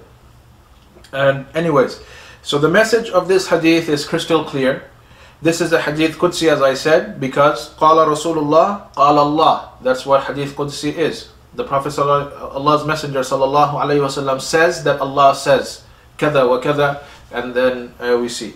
But of course it is different from Quran, and Jibreel alayhi salam obviously came to the Prophet sallallahu alayhi wasallam regarding the ayat of the Quran, and these are inspirations. Maybe he had it in a dream, or maybe Jibreel alayhi salam came and told him, but this was obviously not from the Quran, and he would make it clear to the Prophet sallallahu alayhi wasallam. But anyways, so the Prophet sallallahu alayhi wasallam says that Allah informs us about His infinite mercy and assures them that He forgives all sins, no matter how plenty they are, as long as no act of shirk is committed. And this hadith is very similar to the verse in the Quran where Allah subhanahu wa ta'ala says, إِنَّ اللَّهَ لَا يَغْفِرُ أَن يُشْرَكَ بِهِ وَيَغْفِرُ مَا دُونَ ذَلِكَ لِمَن يَشَاءُ وَمَن يُشْرِكْ بِاللَّهِ فَقَدِ افْتَرَى إِثْمًا عَظِيمًا. Indeed, Allah does not forgive that partners should be set up with Him in worship, but He forgives except that to whomever He wishes. And whoever sets up partners with Allah has indeed invented a tremendous sin. So this hadith provides that Allah's grace, His bounty, His mercy and forgiveness are infinite. Once again shows how important it is to have 100% Tawheed, understanding and implementation of Tawheed. Allah speaks, and His speech is one of His attributes, and it is real, and it is in a manner that befits His majesty. The Quran is the kalam of Allah, the speech, the verbatim words of Allah subhanahu wa ta'ala, which He spoke to Jibreel alayhi salam, and Jibreel alayhi salam spoke to Muhammad sallallahu alayhi wasallam, who then conveyed to all of mankind. So Allah speaks, and it's real in a manner that befits His majesty. The testimony is not a mere lip service. The testimony of La ilaha illallah is not just a lip service, but one needs to prove with his actions and do that which proves Tawheed and avoid all forms of shirk. And this is also a clear refutation of the Khawarij sect, and we have plenty of them in these days that we live, and we ask Allah subhanahu wa ta'ala to relieve us Muslims from all these fitan that we see every day. This is a clear refutation of the Khawarij ideology, who say that if you commit a major sin, you immediately become a kafir, and that's it, you're doomed. And that's why you see they kill one kafir, but then they kill 20 Muslims in the name of collateral damage. But anybody who doesn't agree with them, they make takfir on the person, and they think that their blood is halal, and they go blow themselves up, and along with innocent people of all types. But anyways, as Ahlul Sunnah wal Jama'ah, we clearly believe this hadith Qudsi. Allah makes it very clear, the Prophet ﷺ makes it very clear. No matter what sins you commit, as long as you are shirk free, you have hope and you will eventually have security after death. Allah may or may not punish you, and we will get to that in the next next chapters. Allah can wish to forgive you completely, or Allah may burn the sinner in hellfire for a term only known to Him. But eventually, if the person is 100% shirk free, he will be taken out of the hellfire and granted and be given eternal paradise. So this is the aqidah of Ahlul Sunnah wal Jama'ah, and there are numerous ahadith found in Bukhari and Muslim and the other books which prove clearly, direct, it's not even indirect, very direct, where the Prophet ﷺ stated this. So anyways, this takes care of chapter 2, and inshallah, and again, any questions that you brothers and sisters may have, please feel free to email. So obviously this is the lessons, we're moving on. Anything at any time you have to ask, inshallah, please email me and I will get back to you with the answers as soon as possible.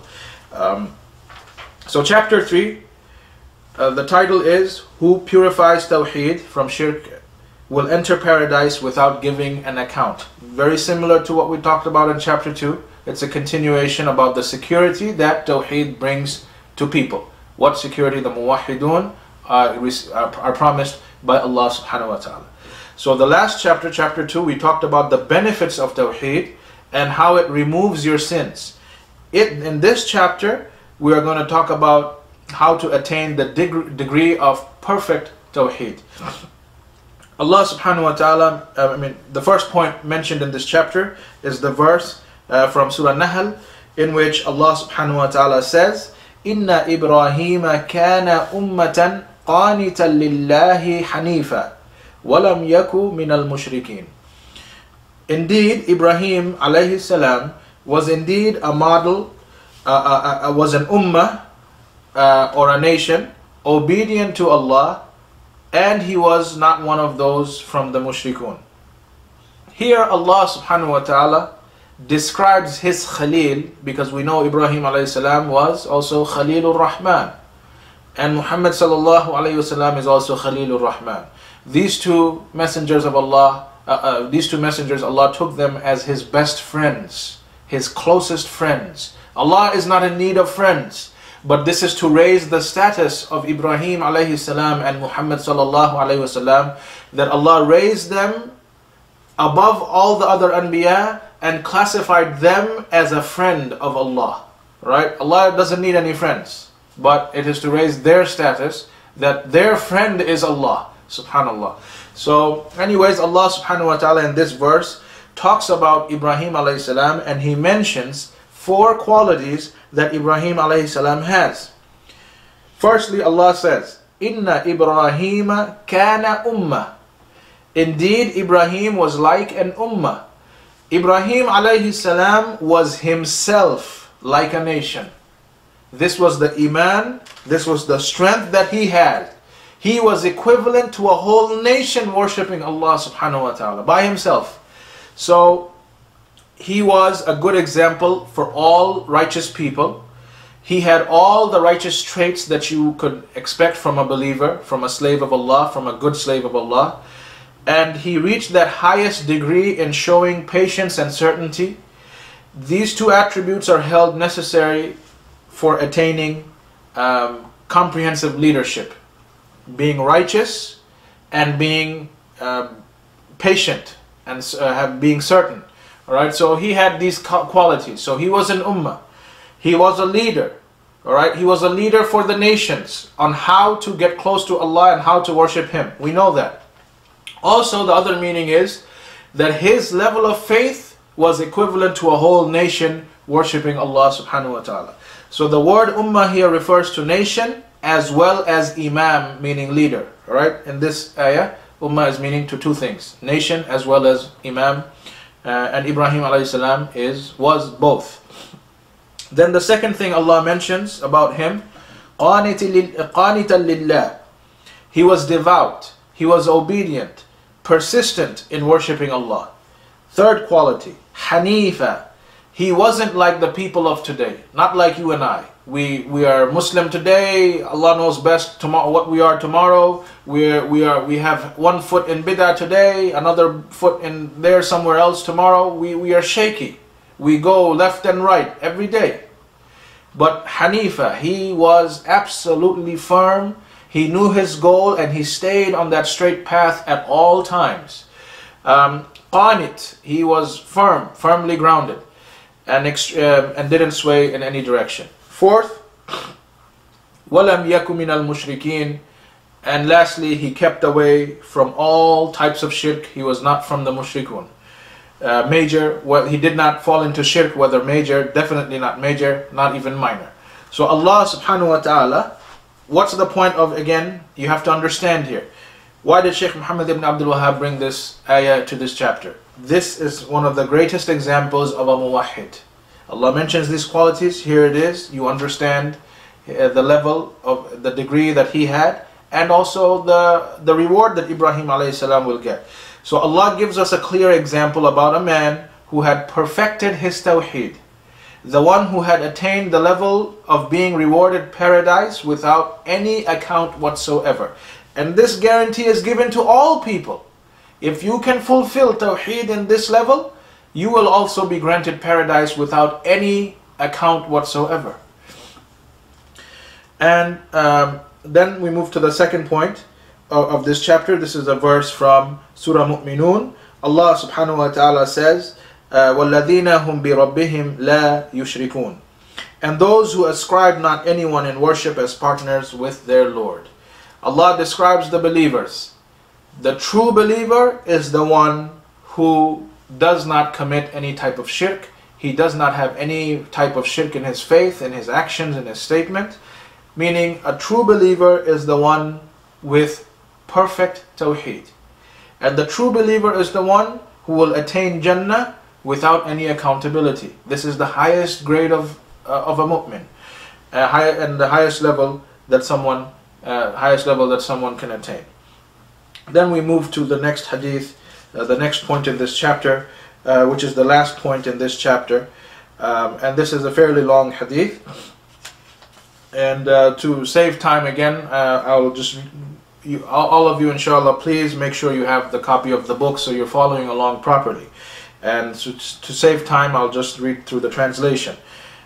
This is a hadith that's narrated by Hussein ibn Abdul Rahman, and he was from the Tabi'un, meaning the second generation. And he died in 136 Hijri at the age of 93. Sa'id ibn Jubair was one of the prominent scholars of the Ummah. He's one of the greatest scholars in the history of Islam. And he was also one of the leading students of Abdullah ibn Abbas. And he was murdered by the command of Al-Hajjaj in the year 95. You know, the Hajjaj, the notorious leader of Iraq back then. So, and also, the other person mentioned here in this narration is Sha'bi, and he was born during the Khilafah of Umar radiallahu an, and he was one of the trustworthy Tabi'un from the second generation. He died in 103 Hijri. And the other person, and last person mentioned in this hadith, Buraidah ibn al-Husayb, he was a well-known companion radiallahu an, who died in 63 Hijri. Alright, so in this hadith you see Hussein ibn Abdul Rahman, he narrates, once when I was with Sa'id ibn Jubair, he asked, who among you did see the shooting star last night? I answered, I had seen it, and then explained that I was not at the prayer at that time because I had been stung by a poisonous scorpion. He said, what did you do then? I replied, I used ruqyah to cure it. He said, what compelled you to do that? I said, a hadith that I heard from a Sha'bi. He asked, which hadith of Sha'bi that Sha'bi narrated? I replied, he reported from Buraidah. He reported from Buraidah ibn al-Husayb that who said that ruqyah is not allowed except for the treatment of evil eye, the ayn, the poison and poisonous sting. So Sa'id ibn Jubair said he has done well by stopping on what he has heard. However, Ibn Abbas narrated to us that the Prophet ﷺ said, all the nations were made to pass before me, and I saw a prophet with a small group with him, and a prophet with 2 or 3 people, and a prophet with none. Then there appeared a large group of people which I took to be my nation. But I was told that those were the people of Musa. Later a larger group appeared, and I was told that those were my people. Among them were 70,000 who would enter paradise without reckoning or punishment. The Prophet ﷺ then got up and went to his house, and the people went into discussion as to who they might be. Some said, perhaps they are the companions of the Messenger of Allah. Others said, maybe they belong to those who were born in Islam and therefore had never ascribed anyone partner with Allah. And while they were exchanging their views like this, the Prophet ﷺ came out and was informed about the news. And he said, those people are those who do not treat themselves with ruqyah, nor do they believe in bad or good omens, nor do they get themselves branded, but they put their trust only in their Lord. On that, Ukasha ibn Mihsan got up and said, said to the Prophet ﷺ, invoke Allah to make me one of them. And he ﷺ said, you are one of them. Then another man got up and said, invoke Allah to make me one of them. He ﷺ said, Ukasha has preceded you. So this is a very informative hadith, very beautiful hadith, and obviously gives glad tidings to the muwahhidun. Abdullah ibn Abbas, he was the paternal cousin of the Prophet ﷺ and one of the most knowledgeable scholars among the companions. And we know his status. The Prophet ﷺ, this is recorded in Bukhari, himself one night grabbed Abdullah ibn Abbas and asked Allah that, give him the knowledge of the Quran. And obviously we know that Allah accepted that dua, and he was one of the biggest scholars of tafsir among the companions. The other person mentioned here, Ukasha ibn Mihsan, was one of the earliest companions to accept Islam. He emigrated to Medina and witnessed the Battle of Badr, and he fought the apostates under the leadership of Khalid ibn al-Walid, and was killed in that battle of the Ridda Wars. He was killed in that during the Khilafah of Abu Bakr in 12 Hijri. So anyways, Hussein ibn Abdul Rahman gave an account of a discussion that took place between him and Sa'id ibn Jubair after Sa'id had asked him who had seen a shooting star the night before. They weren't making wishes or anything like that, and we will obviously see that in the future chapters about the ruling on shooting stars. But he was just asking. It was a lesson. He wanted to teach the people about something about the shirk related to shooting stars. So he was asking that there was a shooting star who had seen it. So Hussein, he said that he had witnessed it because he was awake at that time. Now, that was late at night or the middle of the night.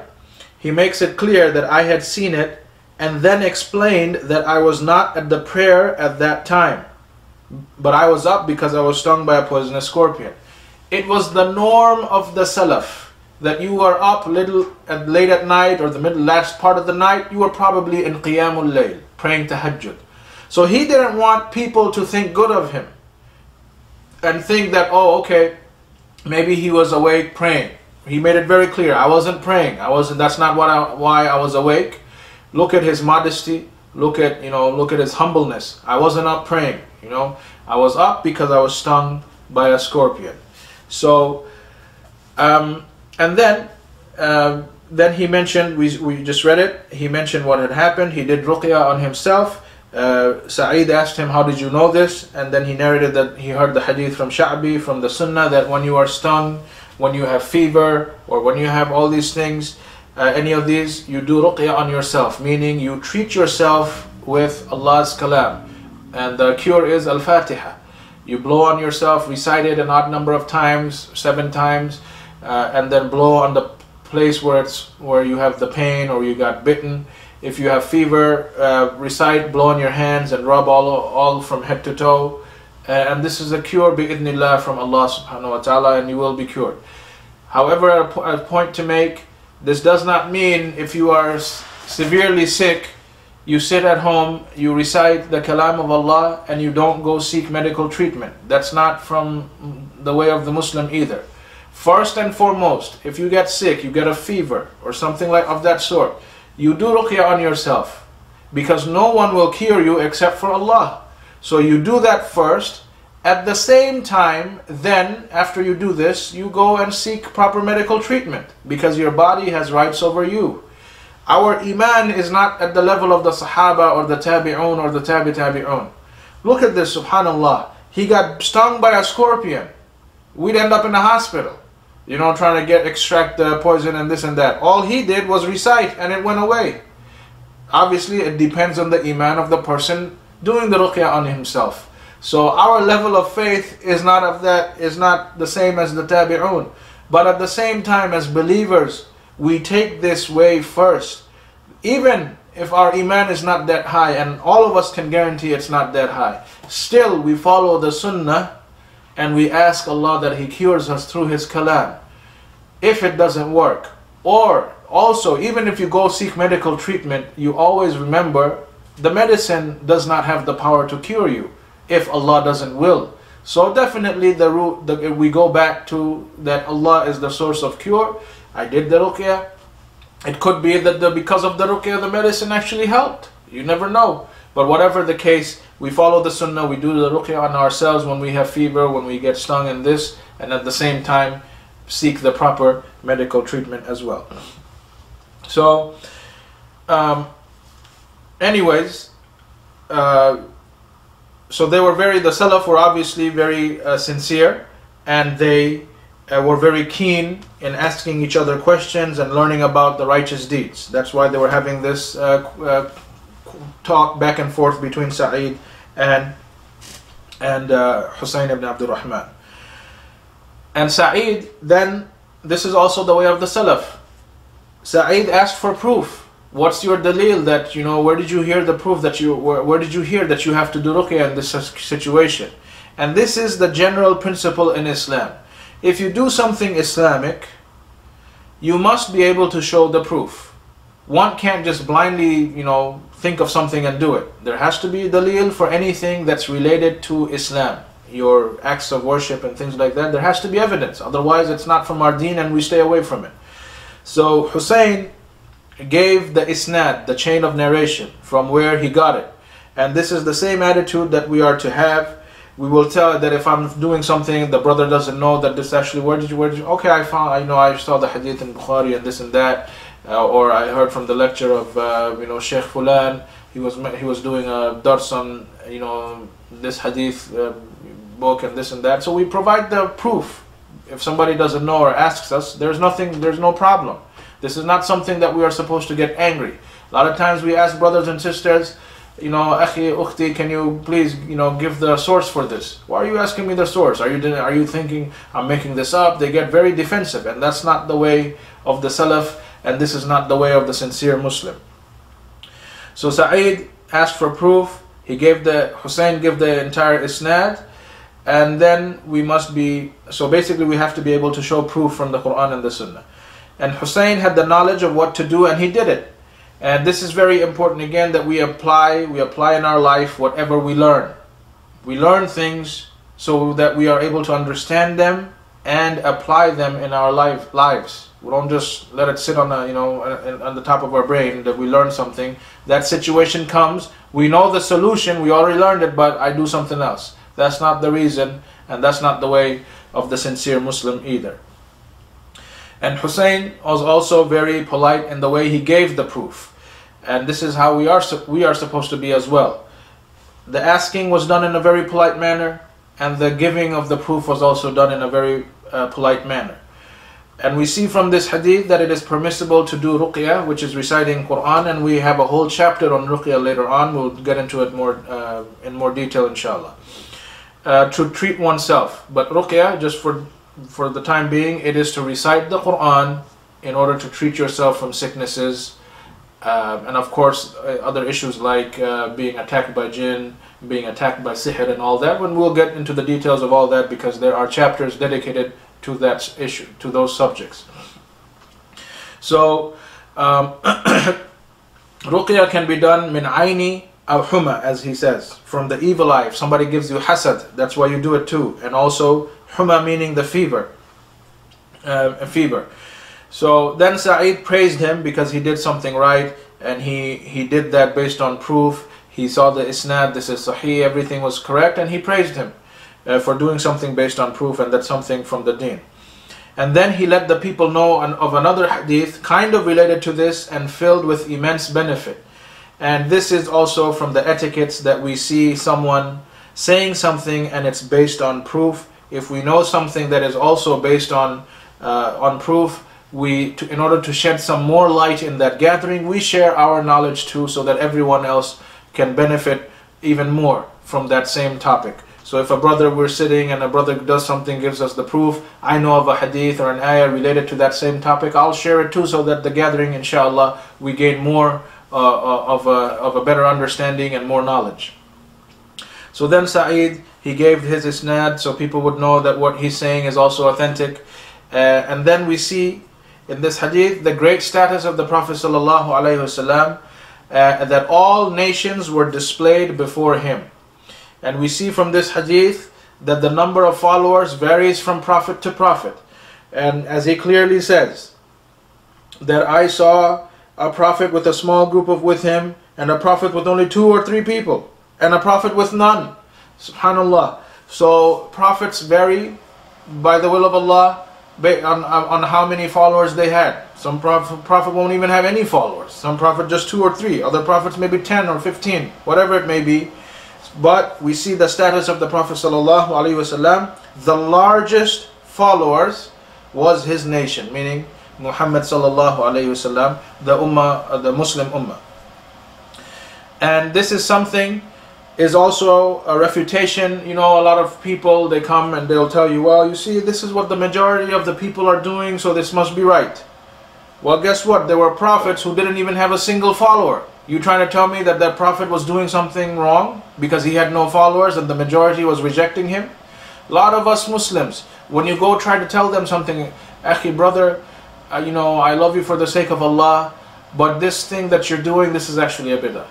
And then he will retaliate. You trying to tell me all of Pakistan is wrong? All these people in Egypt that they're doing this is wrong? These millions of people? But that's not evidence. Subhanallah, it doesn't matter how many people are doing something or not doing something. If it's not found in the deen, it's not correct. When it comes to ibadah, it's not correct. So this is a clear refutation of that misguided ideology, that whatever the majority is upon must be correct. You know, so like the saying goes, whatever is wrong even if everybody does it, and whatever is right even if no one does it. All right, that's the saying that would apply to us Muslims. All right. So anyways, moving on, we see that Musa alayhi salam will have the second largest followers, and this also shows the virtue of the Prophet, and that he Prophet sallallahu alaihi wasallam, and he will have the largest number, and Musa alayhi salam will have the second largest. After that is what is more important, meaning in terms of the theme of this chapter. The Prophet ﷺ said, 70,000 people from his ummah will enter Jannah بِغَيْرِ حِسَابٍ وَلَا عَذَابٍ, without any type of accountability, without any type of punishment. Because obviously hisab comes first. You have to be taken account of. Then based on the account, you will either be punished or rewarded. So 70,000 people from his ummah will not even be questioned on the day of judgment. They'll be resurrected after all the issue of major shafa'ah, which we will see again in another chapter, maybe 17 or 18. We'll talk about it, but after that, that's it. They'll walk straight into Jannah. No questions asked, no standing in line, no punishment. Walk straight into Jannah. And it is allowed to hold, also another point, that is we hold religious discussions to derive points of benefit from it. This is from the Sunnah. This is the way of the scholars. Discuss a hadith, sit down, talk about it, mention all the details, get the benefits. And this is what we're doing. Going chapter by chapter, trying to get the benefits from this book so that we may, inshallah, be better Muslims and better muwahhidun. So we see how much of a deep understanding about the deen the companions had. 70,000 people will go to Jannah without any hisab, without any adab.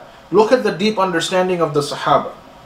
They were talking, they sat down, they heard this information, now they were having a discussion among themselves so they could benefit each other and learn more benefit. They said, they were talking to one another, maybe they belong to those who were born in Islam and therefore never ascribed anyone with Allah. Subhanallah. What would the Sahaba do if they were living today and saw you and I? You see, the Sahaba, they came from pagan backgrounds. They had history of shirk in their lives. So they thought these 70,000 must be people who were already, they were born into Islam, meaning shirk never touched them. What would they say if they saw the Muslim Ummah today? They wouldn't even, what is this? You find people worshipping graves, making dua to the dead person, rubbing his hand on a tree, rubbing a rock on his forehead because it's from this city, and that, and this. All these types of shirk that are committed in every country of this Ummah. What would the Sahaba do? Subhanallah. So that's what they thought, that somebody who was born into Islam, shirk never touched them, so that must be from them. But then the Prophet ﷺ, because he was a leader and a messenger, he saw this confusion about some aspect of the deen, he came and clarified it to everybody. That was his job. He made everything clear. Anything that he did not mention regarding the deen, this is not from the deen. Doesn't matter how many people do it. So he described them saying, they don't ask other people to do ruqya on them. So if something happens, they have fever, they got bitten, whatever it is, they do ruqya on themselves. They don't ask somebody else to do it for them. This is the very first quality. Of course, it can be when we will look at it, somebody got attacked by sihr, lost his mind, somebody got attacked by jinn to the point that somebody, this is, we will talk about it later. Not usually, most of the times people don't have the strength to do it on themselves. But regarding, this hasad and the fever and these things like that, you do it, the ruqya on yourself. Don't ask people to do it for you.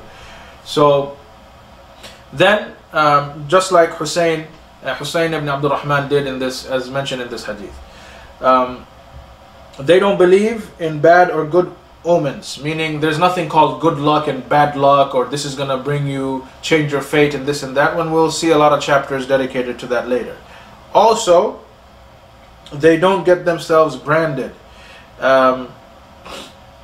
cauterize themselves. These 70,000 people do not cauterize. This is when people take a hot iron rod and burn themselves to destroy any damaged tissue or something like that. All right, so this was a type of medical treatment done by people during Jahiliyyah, but this is forbidden in Islam. And also, the last thing, they put their complete trust in Allah. Doesn't matter how bad of a situation they're in, they put their full trust in Allah at all times. So then, Ukasha ibn Mihsan, he came to the Prophet of Allah sallallahu alaihi wasallam and said, make dua that Allah makes me among those 70,000. And the Prophet ﷺ accepted. And subhanAllah, we know that Ukasha was later martyred in the war against the apostates. He died a sincere mujahid. Definitely the best death that somebody can have. And also, after that, we see that the Sahaba rushed, more people came, wanted to be part of that. Make dua to Allah to make me part of that 70,000. But the wisdom of the Prophet ﷺ, he closed the door on everybody, saying, Ukasha preceded all of you.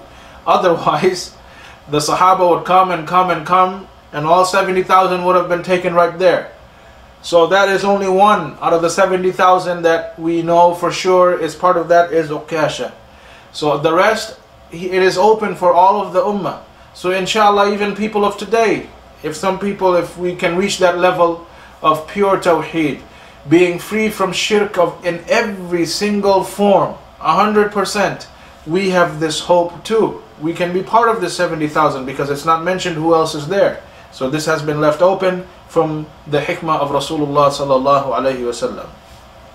And so again, we come to a conclusion. We finish chapter 3. And this also brings us to the end of lesson number 1.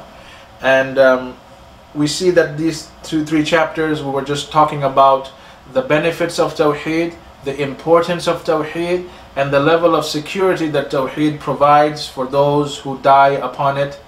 Pure Tawheed, free from any type of shirk. And again, brothers and sisters, any questions that you have, please, don't hesitate to email, and I will get back to you as soon as possible, to the best of my ability. So until next time, please keep reviewing, and this is something that obviously is the most important concept in our lives. Don't ever say, I already know this stuff, or this is boring, because this is what is our Jannah or not. So definitely we have to spend time reviewing concepts of Tawheed all the time. So don't get arrogant, don't let shaitan fool you.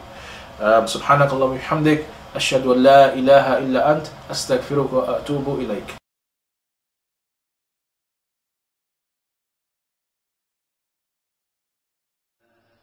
والذين يبيتون لربهم سجدا وقياما والذين يقولون ربنا اصرف عنا عذاب جهنم إن عذابها كان غراما